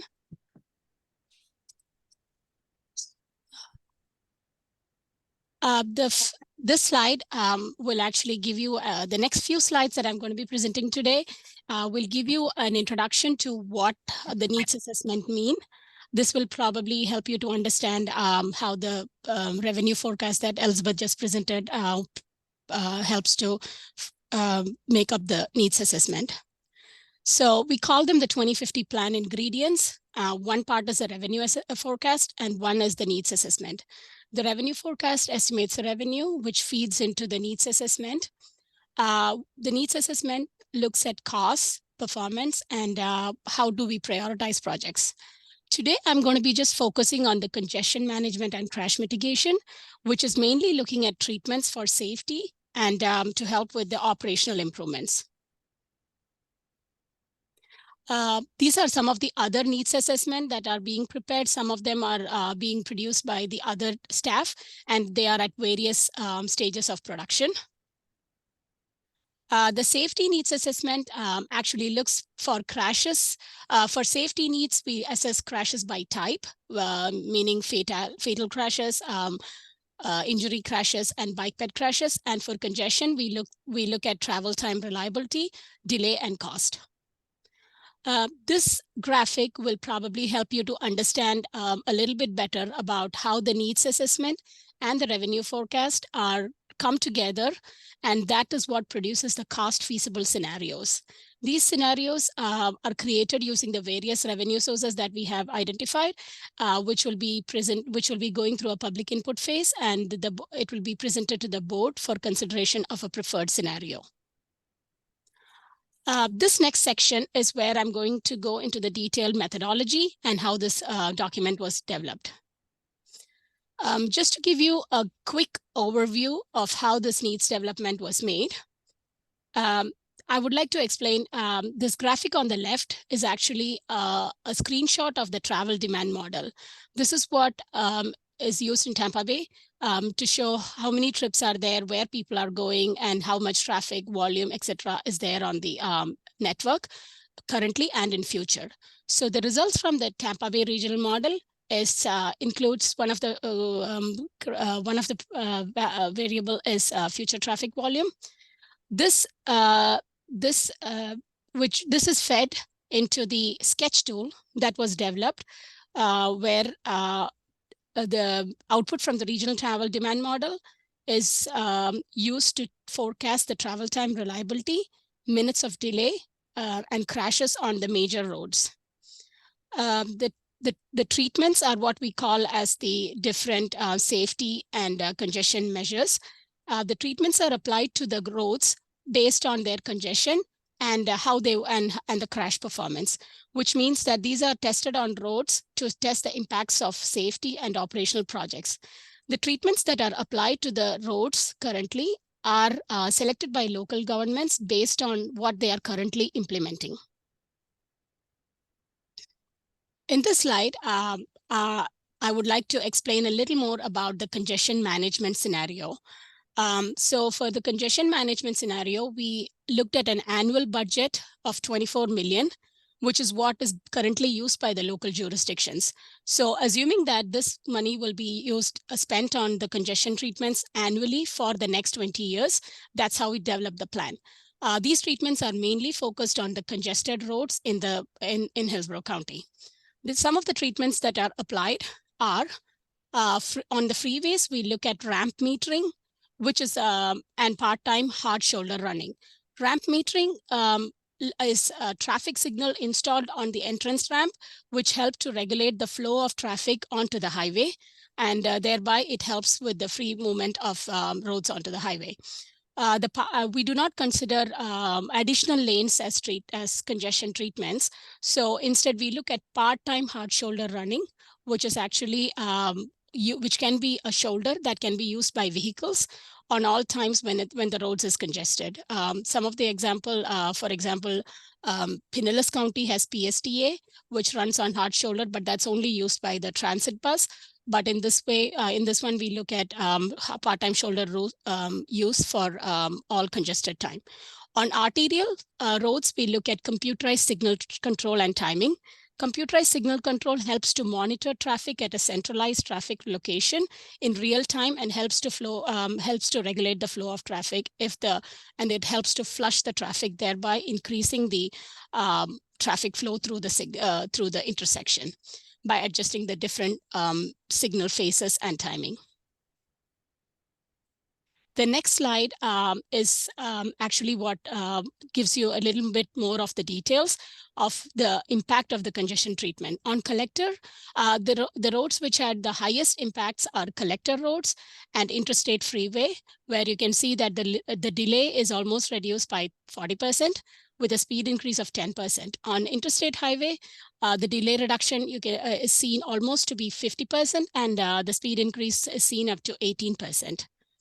And about a total of over 140 miles of road can be improved if the 24 million is spent per year annually for the next 20 years. Similar scenario is looked for the crash mitigation, whereby the annual budget that we looked at for the improvements were 25 million per year. The treatments that are considered are mainly on collectors and arterials, because these are some of the lower cost treatments which would be qualified as Vision Zero or safety improvements. The treatments that are looked are bike lanes, which are segregated bike lanes, which will provide safety benefits. For pedestrian crosswalk or beacon that will guide the pedestrians to cross and enter the highway and walk when to proceed. The race medians is another strategy that helps to separate the traffic and reduce the left turn movements, thereby reducing the vehicular conflicts. The next treatment is access management, reducing the driveway density, which will also help to avoid the number of conflict points on a roadway. Traffic calming can also include speed control and enforcement. All these help to reduce the speed and helps to avoid crashes. So these are all safety treatments that we are looking at in this needs assessment. This table is a similar table that like you had seen in the congestion management, whereby you can see that by applying this 25 million per year annually, these are some of the benefits that we could get in 20 years. So about 785 centerline miles of roadway can be improved. You can see that the total crashes is greatly reduced by 25% compared to this with the no treatment scenario. And the bike and ped crashes have a greater impact of over 54% if some of these treatments are implied. The greatest result is seen in bike ped crash reduction. And the fatal crashes are also reduced by 25%. The table gives you numbers as well as the percentage differences. This slide is a summary slide. Just to summarize what I just told in the last few slides, is whereby investing 24 million per year, this could reduce the future delay, and it would help with the speed increase on about 140 miles of roadway. Note that even with the speed increase, it doesn't mean that it will go over the posted speed limit. The speed improvements are actually also looked at from a safety point. So it brings down the average travel speed less than the posted speed limit.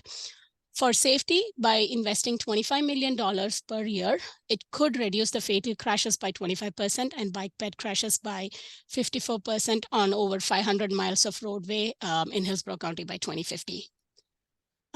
Again, these are just the primary, this is just a preliminary draft that is being circulated to all the committees. So with that, I ask for a recommended action to approve the draft report, and please forward it to the TPO board for consideration. If you have any questions, I'll take it right now. Thank you, Vishaka. Before we get into the Q&A, I'll just ask everyone to note the time.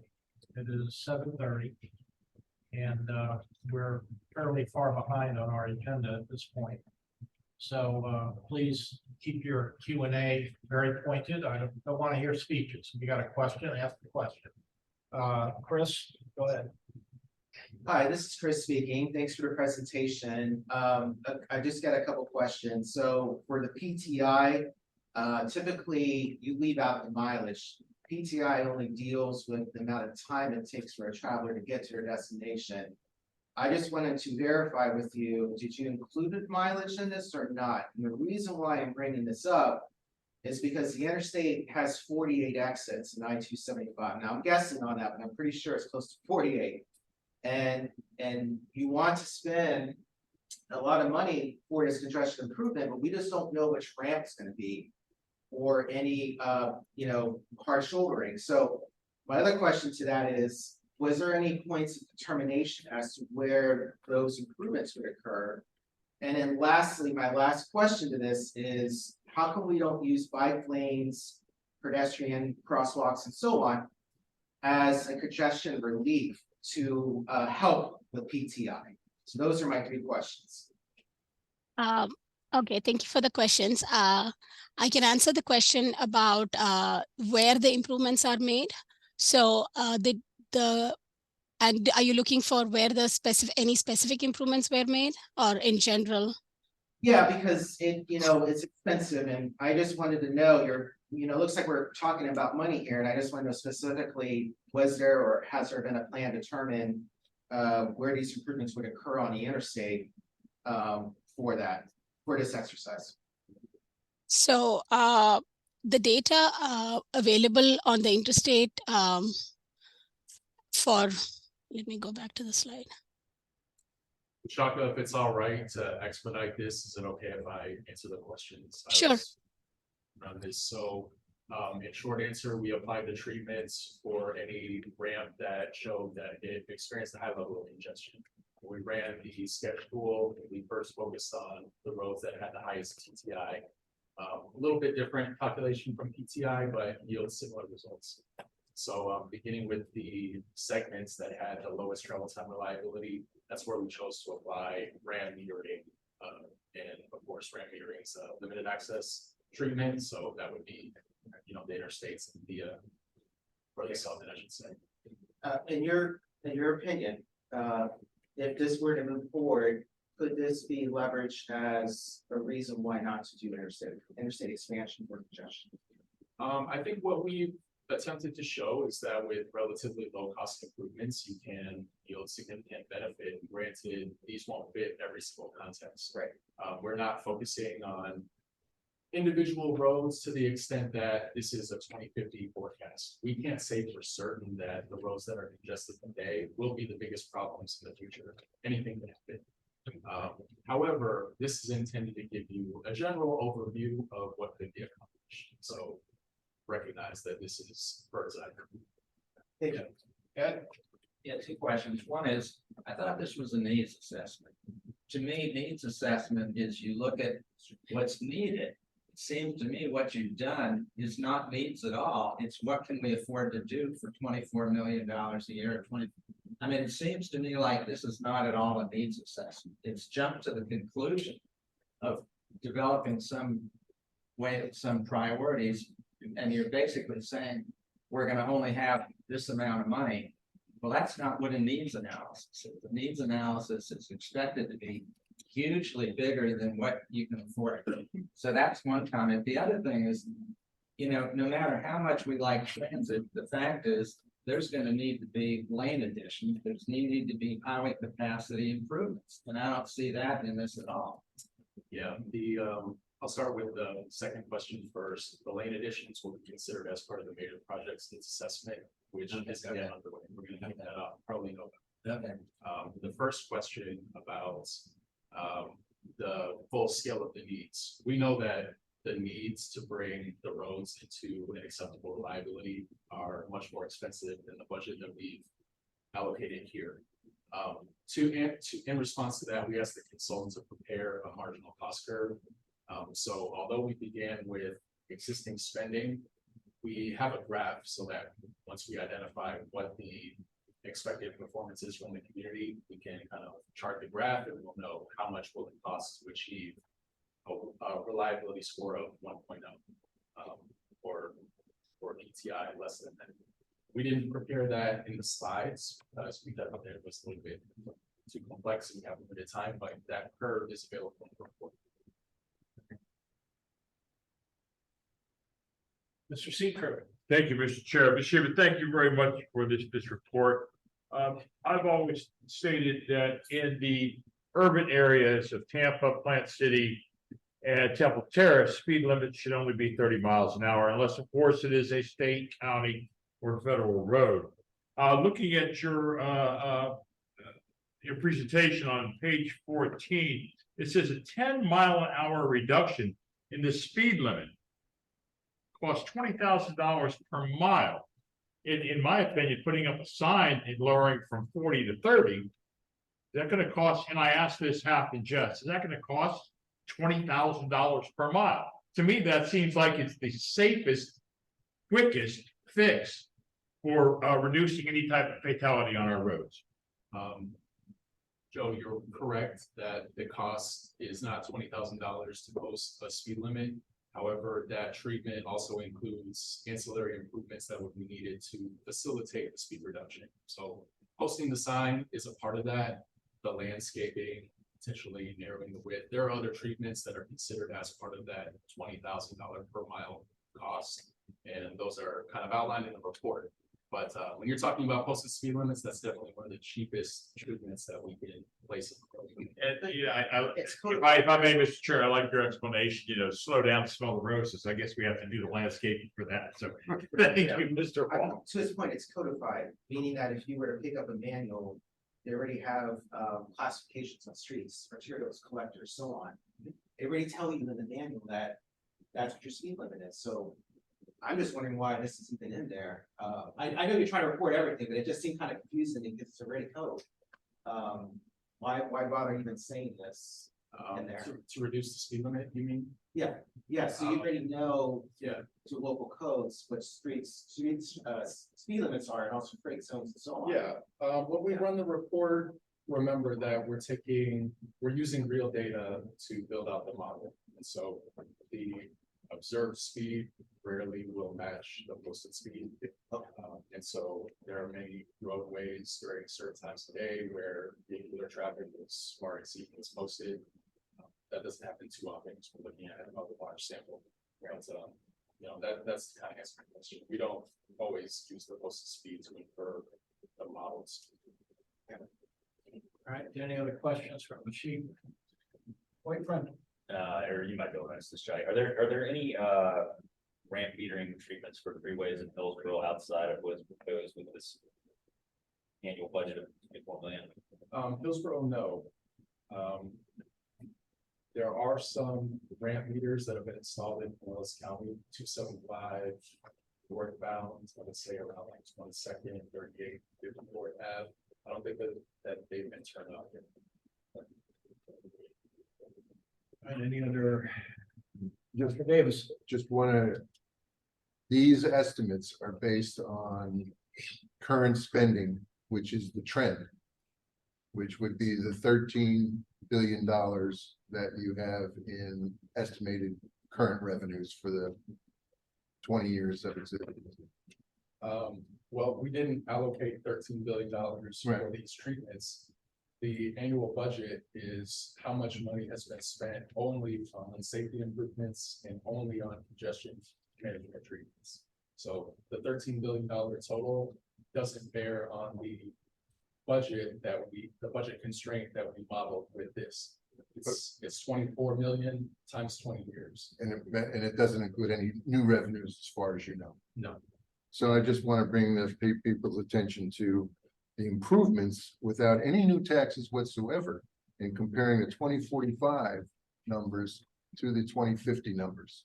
Now, that's not saying we can't do better, but I just wanted everybody to take a look at that the numbers reducing pedestrian crashes by almost 60% without increasing monies at all. Well, that total crashes by 25% and fatal crashes by 25%. I think in the old numbers, it was only about 17% was the decrease in fatalities. I think, correct me if I'm wrong, I think that your point about general revenues for transportation increasing doesn't necessarily translate to this needs assessment. Whether the entire pot of transportation revenues grows doesn't really matter. If it happens, no opinion on it. We're basing the 24 million on congestion treatments and the 25 million on safety treatments based on historical spending. So this is the amount of investment that we've seen over the past 5 years. That doesn't necessarily mean that moving forward, if that investment continues, that other aspects of transportation may go unfunded. You know, if the governments continue to fund 24 million congestion, that could be reflected in less spending in bridges, less spending in potholes. We're only looking at congestion and safety projects. But if new funds were to become available, more money would be put into safety and congestion historically. I won't comment on that. If the board and the public want us to evaluate what congestion and safety impacts could be achieved based on higher spending, we'll evaluate that. But you know, well, didn't approve the revenue forecast now, and the board is going to make some preliminary decisions about that in October. It's too early to say what will be the external effects. Okay. Any questions or comments virtually? Yeah. Yeah. You want to identify the Yeah. Hey, it's Dana. Okay, Dana, you're recognized. Thank you. It's more of a comment for the future. It would be really cool to see. Dana, do you have a question? Can you hear me? Yes. Do you have a question? It's yes. What's the question? How the corresponding like congestion reduction and safety improvements came from each dollar amount, which is why I said was going to say for the future, it would be cool to get kind of a snapshot if possible of like for each treatment, how, like, what is that doing for congestion? What is that doing for pedestrian or bicycle safety? How does that equal a dollar amount? Thank you, John. Yeah, Dana, in the report, we show the cost of each individual treatment, either per mile or if it's a one-time installation. The unit costs are included in the report. There's also a crash modification factor and a reliability factor associated with each treatment. So you can see that, you know, if you install sidewalks on a given road, it'll reduce pedestrian crashes by X%. If you divide those two numbers, then you can get a dollar You can get a cost benefit ratio for each tree. If you'd Cool. like, I'm with you on that after the meeting. Okay, thank you. Are there any other hands up virtually, John?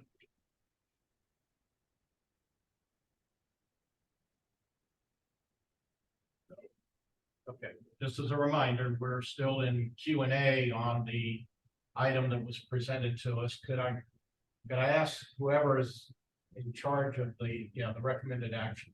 All right, the action being recommended before us is to approve the draft 2050 plan needs assessment for congestion management and crash mitigation, and forward that to the TPO board for consideration. Is there a motion from the floor consistent with that recommended action or otherwise? So moved. Second. Mr. Prendel has made the advancing motion. Somebody seconded. Who was that? That was me. Second. Chris Vella has offered a second. All right. Is there any further discussion? Dana, do you have any discussion? No, thanks. Nothing else? No hands. No hands virtually. I see no hands in the room. I don't think. I was just gonna say that I can't support moving this on for the same reason we did the last one and exactly what Ed said. This isn't a needs assessment. This is this congestion and safety. Okay. Congestion, so. I have just a quick question, Johnny. We've covered what, 1, 2, 3, and about to cover a 4th action item today. How many of these action items are actually going to be litigated by the board next week? The question, or the answer to that question changed since the last time we chatted. It's next Wednesday, we had to adjust the board agenda. I believe that definitely the tip is moving forward. Let me see if I can pull open the board packet. Give you a straight answer.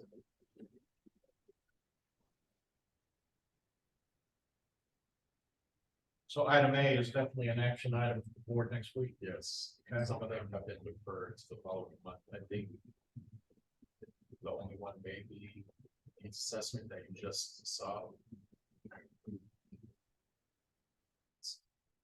The TIP roll forward, that one's an action item, and then local government comments regarding an MOU. is an action item. That's it. Okay, well, that's not on our agenda. I'm curious as to the items that we have before us. What are they going to be considering? The item we tabled, for instance, the 2050 plan revenue forecast, that's not before them this week, this next week, is it? Now, that must have been deferred out to October. Okay. Looks like the needs assessment that you just heard was deferred out to November. And the EV plan, I'm not certain, but it's not next week. Okay. All right, so I'm sorry, we had a motion made by whom? By Hoyt Prindle, seconded by Mr. Vella. All right, and apparently there was no further discussion. Gail, roll call?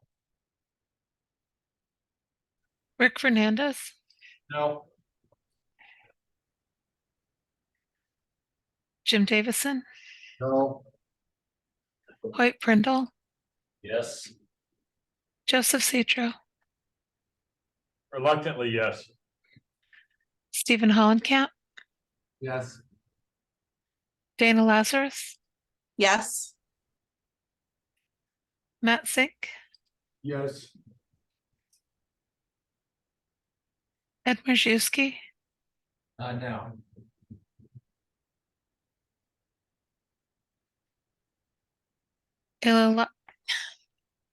Ilya Lashnov, No. I'm sorry, I didn't hear. No. No. Chris Vela, Yes. Chris Gonzalez. Yes. The motion passes 7-4. All right, thank you. All right, Thank you. Did we bring in for landing the question as to the EV infrastructure plan? Is that up or? It's not on the agenda for next week's board meeting. I can't confirm whether it's October, maybe later. All I know is it's not in September. Okay, did we already see a presentation on this? He Connor presented a draft report to you last month and you all offered some feedback. He was hoping to return this month and give you like a 5-minute update as to how we addressed your comments. If you'd like to move forward, I know that you can cover it in less than 5 minutes. Let me table that in my pocket for just a second. Wait, Yeah, I was gonna make a motion to table it, but we can do that in 5 minutes, all. right. Okay. All right, Connor, is he up? Yes, and I can share my screen. Can you hear me all right? Yep, you got 5 Perfect. minutes. You got it. I'll be quick. If anybody has an Uber coming at 8:05, you might ask him to hold up a bit. All right, Connor McDonald, CPO staff. I'm here to present an update on the electric vehicle infrastructure plan, and I'll be quick for you. So last month you received a status update on the electric vehicle infrastructure plan. If you remember, the consultant Chris Bayment Kittleson gave that presentation. But today you're asked to approve the plan after having the chance to review 30 days to review the plan in your packet. So we solicited comments and addressed feedback during that presentation, and now we'll address that comments and open discussion from when you've had the chance to review. So there was a concern that the language of a reduction in the required minimum parking in return for offering EV charging. So the concern was that parking should leave minimal footprint, and that the 5 to 15% of parking spaces should be in place of existing parking spaces. So we did change that language to permit the substitution of generic parking for EV parking to meet required minimums. Another concern was that other means of charging might become available, like solar or portable charging. We're recommending that solar and other emergent technologies be considered in future iterations of the plan, with staff monitoring technology developments. There was interest in how TECO participated in the EV plan. Staff worked closely with TECO throughout the production of the plan, but most recently, since the last committee meeting, staff shared the policy recommendations with TECO, and TECO did not express any concerns or comments at this time. Another concern was that due to housing costs and lack of affordable housing, it was noted that requiring EV stations may increase the cost of multifamily rents and pricing. This could dissuade the cost of development of multifamily developments. Policy recommendations are non-binding and would need to be considered prior to adoption in land development codes, meaning that this plan is recommending that, but it's not binding to a certain policy unless it's in the land development code. So there'll be future research on that when that takes place. EV parking spaces are amenities, and costs incurred by developers should be considered prior to the adoption, and LDCs, as I just mentioned. EV infrastructure installation will be a one-time fee and therefore may be minimal in terms of overall development costs. So with that, and the presentation that you saw last month from Kittleson, we're recommending that you approve the electric vehicle infrastructure plan and recommend approval to the TPO board. And with that, I'll take any comments or questions. Chris Vella? Yes, hi, this is Chris speaking. I've been non-existent the past month of traveling, but I have just a couple questions on comments that are brought up. Was there any issues or concerns about weight of the vehicles? And then also any type of damage that they would occur in crashes? So we know that EVs weigh more than regular cars. And so the reason why I'm bringing this up is because it can cause more damage, it costs more money to taxpayers on roads, and it can also decrease any type of effectiveness of Vision Zero. So had those concerns ever came up? Yes, absolutely. That was something that we thought about from the beginning of scoping, and I'm definitely glad you brought it up. So I appreciate that. It is in our, it's in a section in the plan, I believe, that's related to hesitations of adopting electric vehicles or downsides of adopting electric vehicles and transitions to that. But definitely it's something that we considered in terms of safety. And this plan it's a plan for the infrastructure of electric vehicles. And while that does incentivize electric vehicles, it's not necessarily, the plan is to meet that need and not necessarily advocate for electric vehicles. So while we did address that, just as a point of clarification. So the purpose of this study is to determine costs to support the infrastructure for electric vehicles like charging stations, parking. But it doesn't take an account of additional wear and tear on roads. Is that correct? So the plan overall is to address needs by 2050. How many electric vehicles will be on the road and what kind of charging infrastructure will we need in publicly accessible locations. So while it was considered wear and tear and safety concerns, especially related to the weight of the vehicles, it was not thoroughly researched and could be more thoroughly researched in future iterations of the plan for sure. Okay, thank you. All right, any other Q&A? Just want to ask one, was the ACES, the state FDOT's ACES report used in any of this study? Thank you for your question. It's a great question. ACES, we did consider their needs and their plans, not specifically their ACES plan, but their electric vehicle infrastructure plan we did consider and work closely with April Combs at central office. And Johnny, do you know that that was with the Yeah, increasing you electrical know. vehicles? Yeah. That will decrease gas revenues? Was that included in the revenue stream by the consultant? The legislative requirement is to consider bases in development of the LRTP. Elizabeth did consider implications for gas tax revenue based on electrification of vehicle fleet. So the answer to that is yes. The requirements for how you consider bases is just modeling guidance and acknowledging that technology is coming. Okay. Any other Q&A in the room? Anything virtually? Any hands up?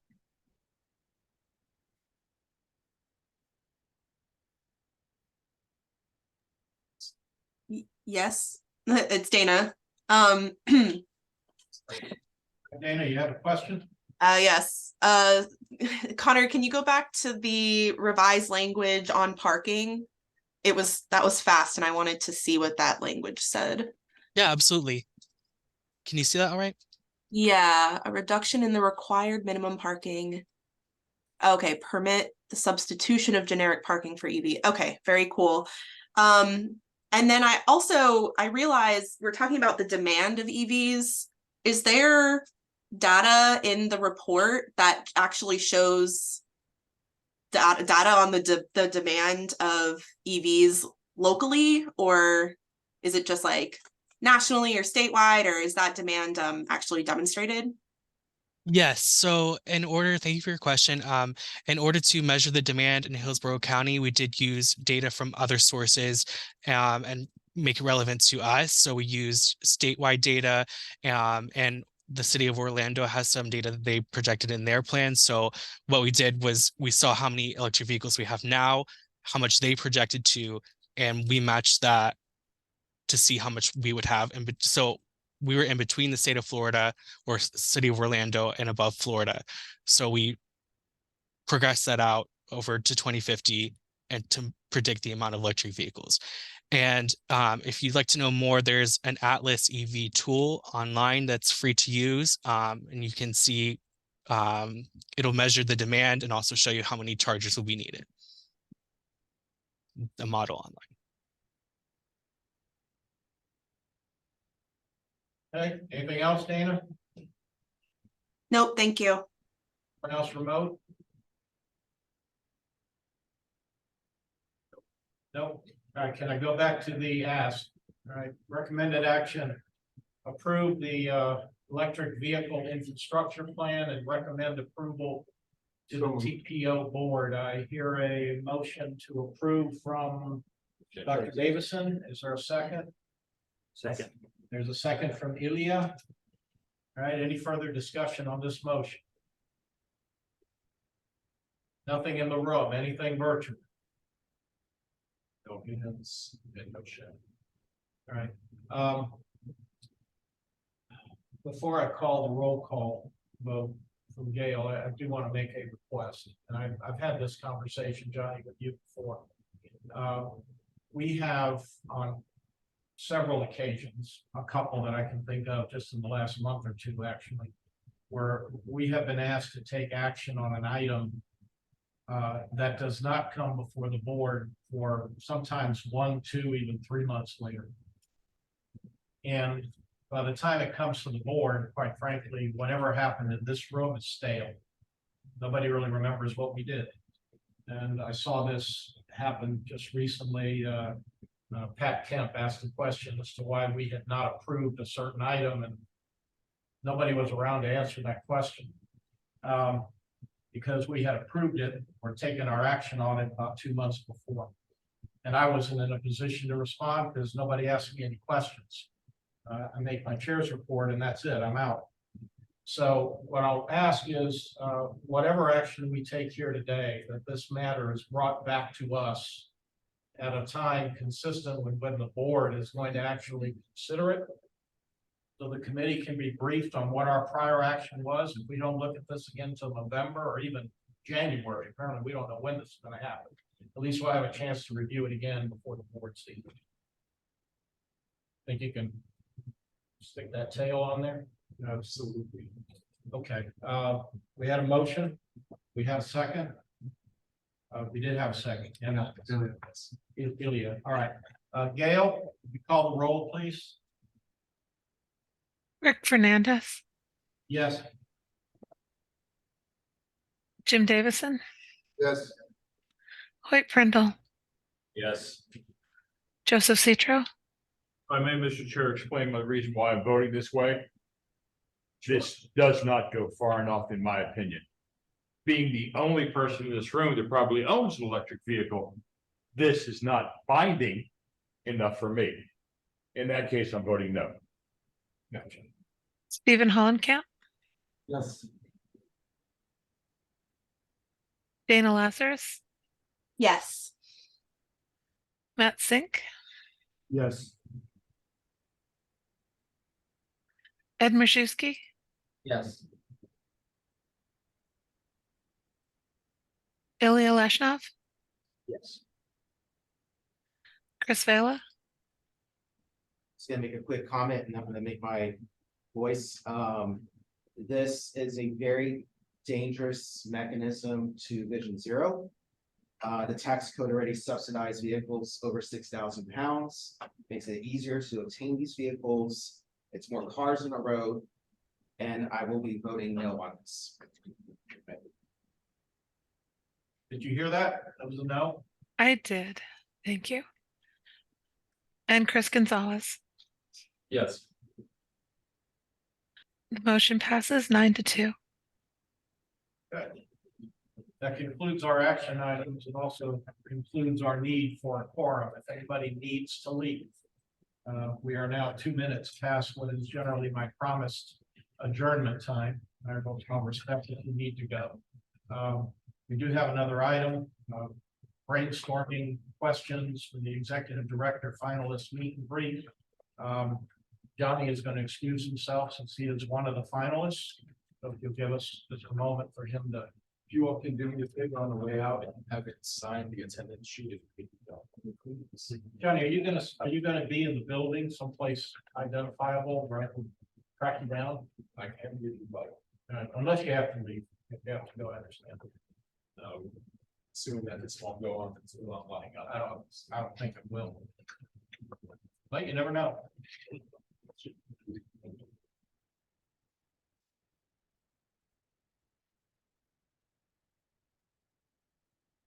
All right, I'm gonna allow myself just a moment of editorializing. This is obviously a very poor substitute for what Joe Citro, I think, envisioned in his motion last month, was to bring the candidates. Use the in. language bit. Actually talk to them.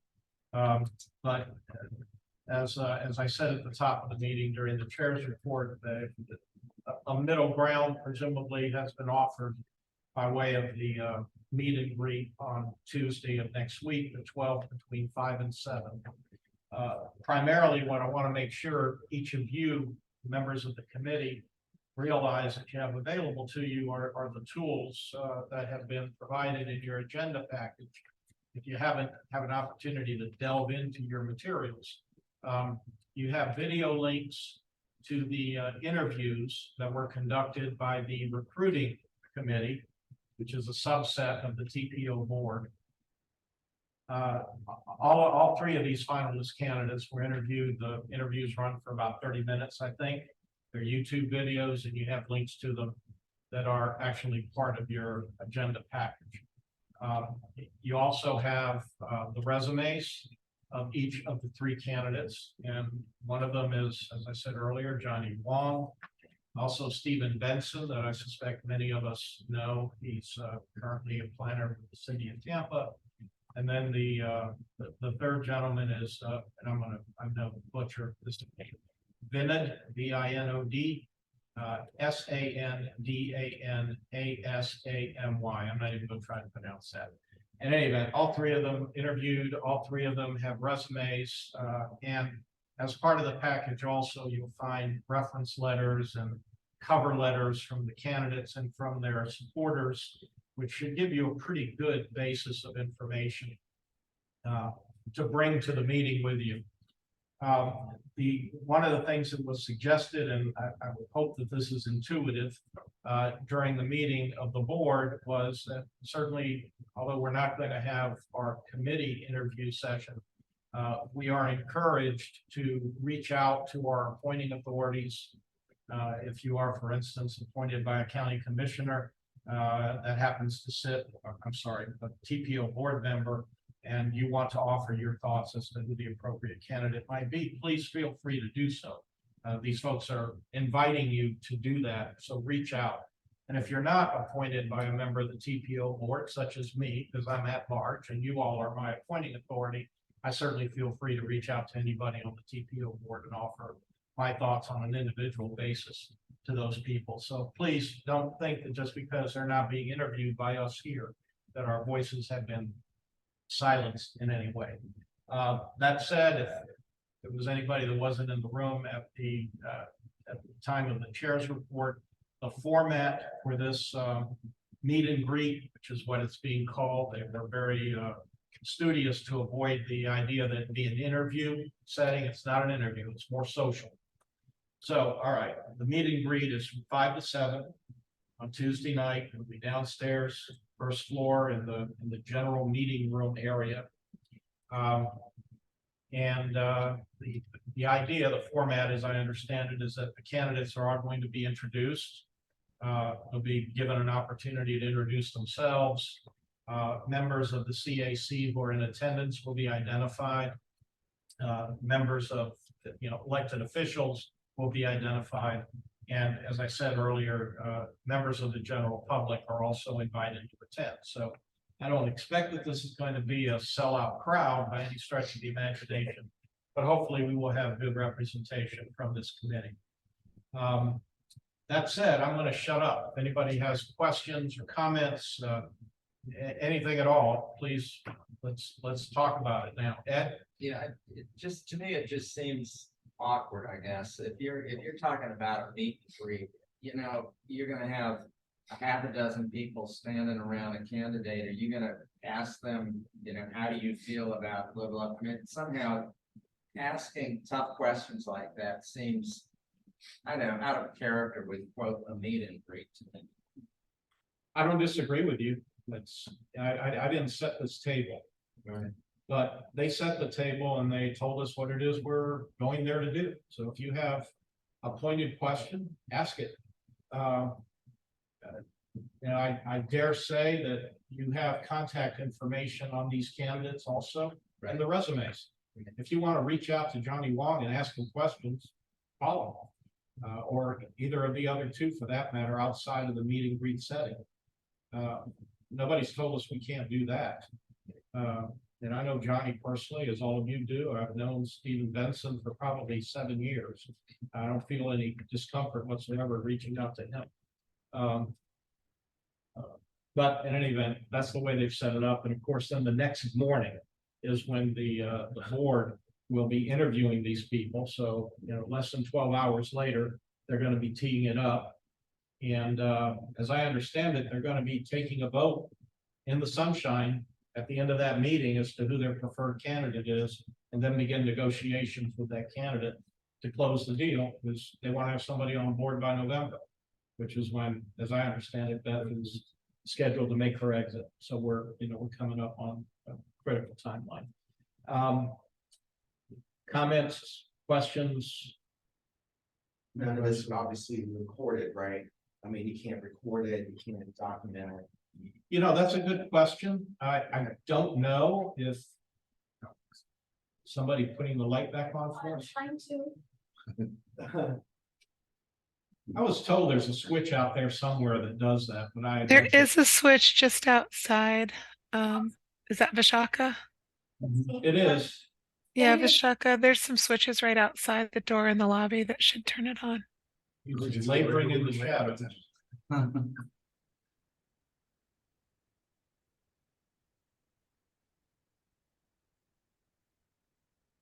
So far, no. We're not operating in the sunshine at the moment, so.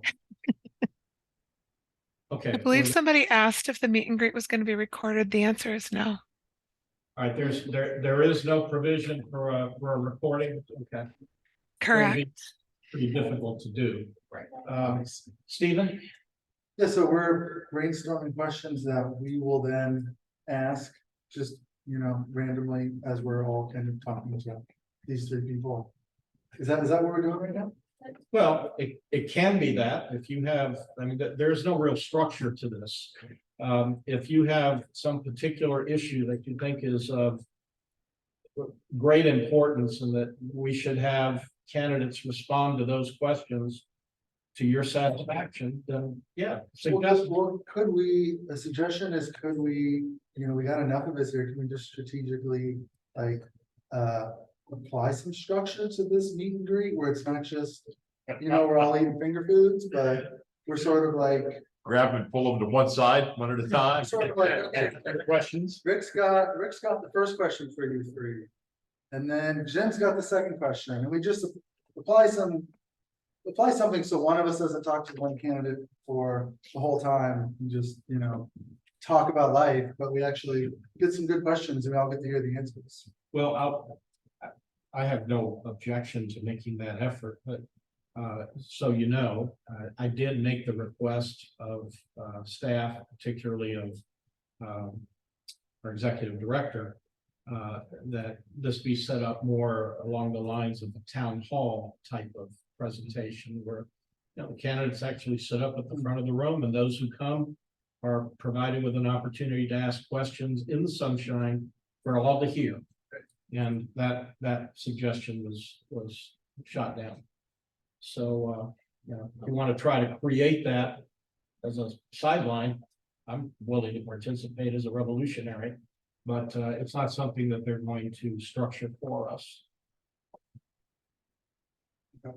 Chris? Can we do a straw poll of who we want to pick? Oh, can we agree to doing something like that? At least that could be. If somebody wants to make a motion of that sort, that we do a straw poll, understanding it's not binding in any way, but if you want to do that, that's fine. You want to make a motion? If we should say that, I'd like to present a motion on the table to conduct a straw poll. I mean, a private vote or a? Unofficial straw poll of candidate selection for the meet and greet that will occur on, I don't know what date it is, it's Tuesday. September 12th. September 12th. So you're asking us to, a show of hands, name a candidate, show of hands for support. Correct. And if you're not comfortable doing that, just don't raise your hand, I guess. All right, there's a motion that we do a straw poll. Is there a second?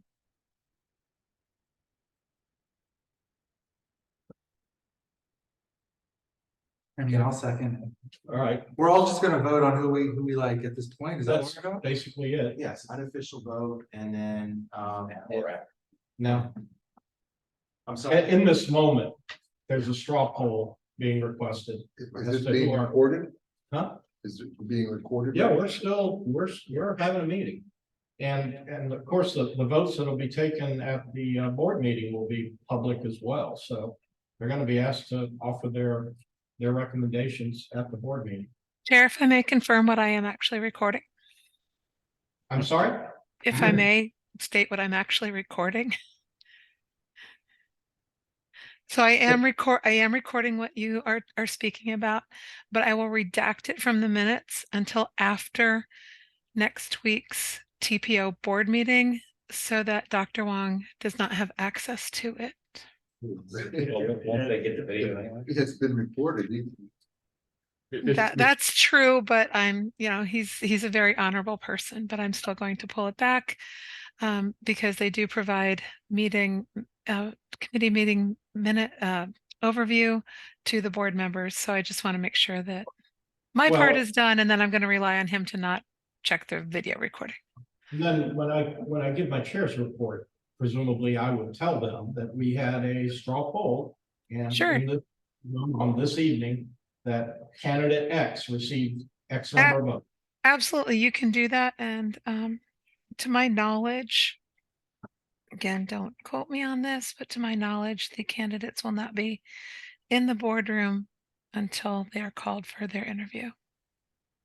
And so as you know, if you haven't had an opportunity to review the policy committee meeting, that's exactly what they did. They went around the table and everybody was asked to offer their thoughts as to who their preference was among the candidates they had in front of them at that time. And I think they had 4 then, and they whittled down to 3. So we're not doing anything that that committee did not do. And the difference being that they had the benefit of the interviews that they conducted virtually, which, are out there, and maybe some of you have actually seen them. So we have a motion to do a straw poll. Mr. Chair, if I may, I'm going to abstain. Two of the 3 are very good friends of mine. And the reason why I wanted them to come before this board is so they could stand there and I could ask very specific questions. I don't have the answer to those questions, and I'm not going to go on what may be perceived as a friendship vote. So I hope the board understands that. There was very specific questions I wanted to ask. So I'm going to leave. Okay. Everyone have a good evening. Understood. But the reason I'm abstaining is there's questions I wanted to ask. I'm not going to be able to be present at that meet and greet. I'm hoping that somebody asks how they're going to walk that fine line between transit and roads, between unincorporated Hillsborough County and the city of Tampa, and how they're going to try to manage that transportation issue. Have you had a chance to look at the videos? Yes. Yeah. And I think they're all really well qualified, but hopefully I'll be on that board one day and I'll have to work with one of them. So we'll see. Thank you. All right. So we have a motion on the table that has been seconded. Any further discussion on the motion? Yeah, We still have 1. 1, 2, 3, 4, 5, 6, 7. Yeah, we got a quorum.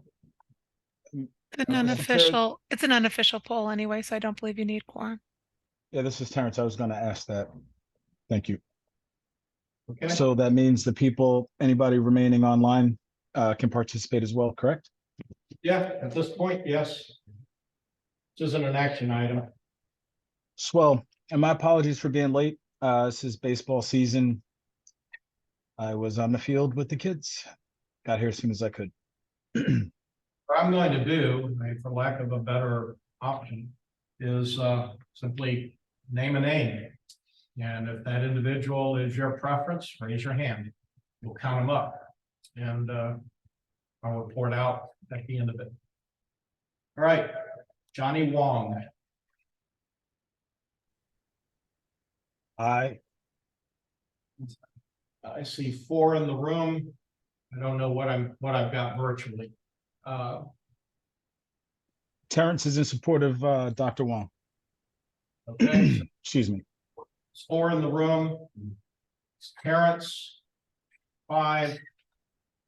Terrence Anyone is the last committee member online. Dana's gone? Oh, I'm sorry, Dana is online. I'm sorry, Dana's there. Okay, so Johnny Wong has garnered 5 votes, 4 in the room, 1 virtual. Next, Stephen Benson. I'm gonna abstain. All right, I see no hands in the room. Anybody virtual? I'm gonna abstain as well. I have questions and also two of them are my friends. So Okay. And finally, Vinod Sandasamy. Any supporters in the room? Any virtual? Nope. Okay. So if I understand correctly, what I would have to report is that we conducted a straw poll and Dr. Wong received 5 votes in the straw poll. And of the what? sorry, I don't think that I don't think we should have done a straw poll. I don't think that should be reported. I mean, 4 votes out of the whole CAC. 5 votes. But okay. I just don't think we have enough information as a CAC, as a committee, to make any sort of recommendations. I mean, it just feels a little biased. Okay, thank you. Thanks. So we have 5 votes recorded for Wong, no votes recorded for the other 2. That's the result of our straw poll. Okay, and understanding that several people abstained. All right. Mr. Chair, if I may, can you make a statement? I mean, just I speak on my behalf. I thought all the candidates were excellent candidates. But you know, Dr. Wong has my support. You know, I'm just saying that if I don't know if you could just put some flavor on it, that it wasn't like they were terrible candidates, even though the vote was what it was. Well, I always put a little gravy on the potatoes when I try to maintain my boundaries, but nonetheless. And as I said at the beginning of the meeting, Terrence, if you know, please feel free to attend the meeting. I'm not talking about the meet and greet. I'm talking about the board meeting. Every one of us here, if we wish to, can come and advocate for a particular candidate. And at that point, you would have had the opportunity to ask whatever your questions are at the meet and greet, or to hopefully hear what the candidates have to say when they're being interviewed. You can provide comment cards after their interview to be read into the record. So, you know, there's still ways that you can get your word in. This now is very informal. It's unfortunate, but it's all we're left with. Yeah. So, okay, that was the last item on the agenda that I think we have any real need to get to, unless somebody has something else they want to bring up. If not, all right, we're adjourned. Are we gonna Dan have has a poll? Yeah, my hand is raised. Are we gonna have a poll after the meet and greet and we're able to ask our questions? I don't know how we would do that. There's no time. We have sunshine issues, and unless we had a special meeting, we wouldn't be able to do that. The meeting's over at 7 o'clock and the board meets starting at 8:30 the following morning, so I'm not sure how we could accomplish that. Very good. Okay. Thank you. Bye. Good day, everybody.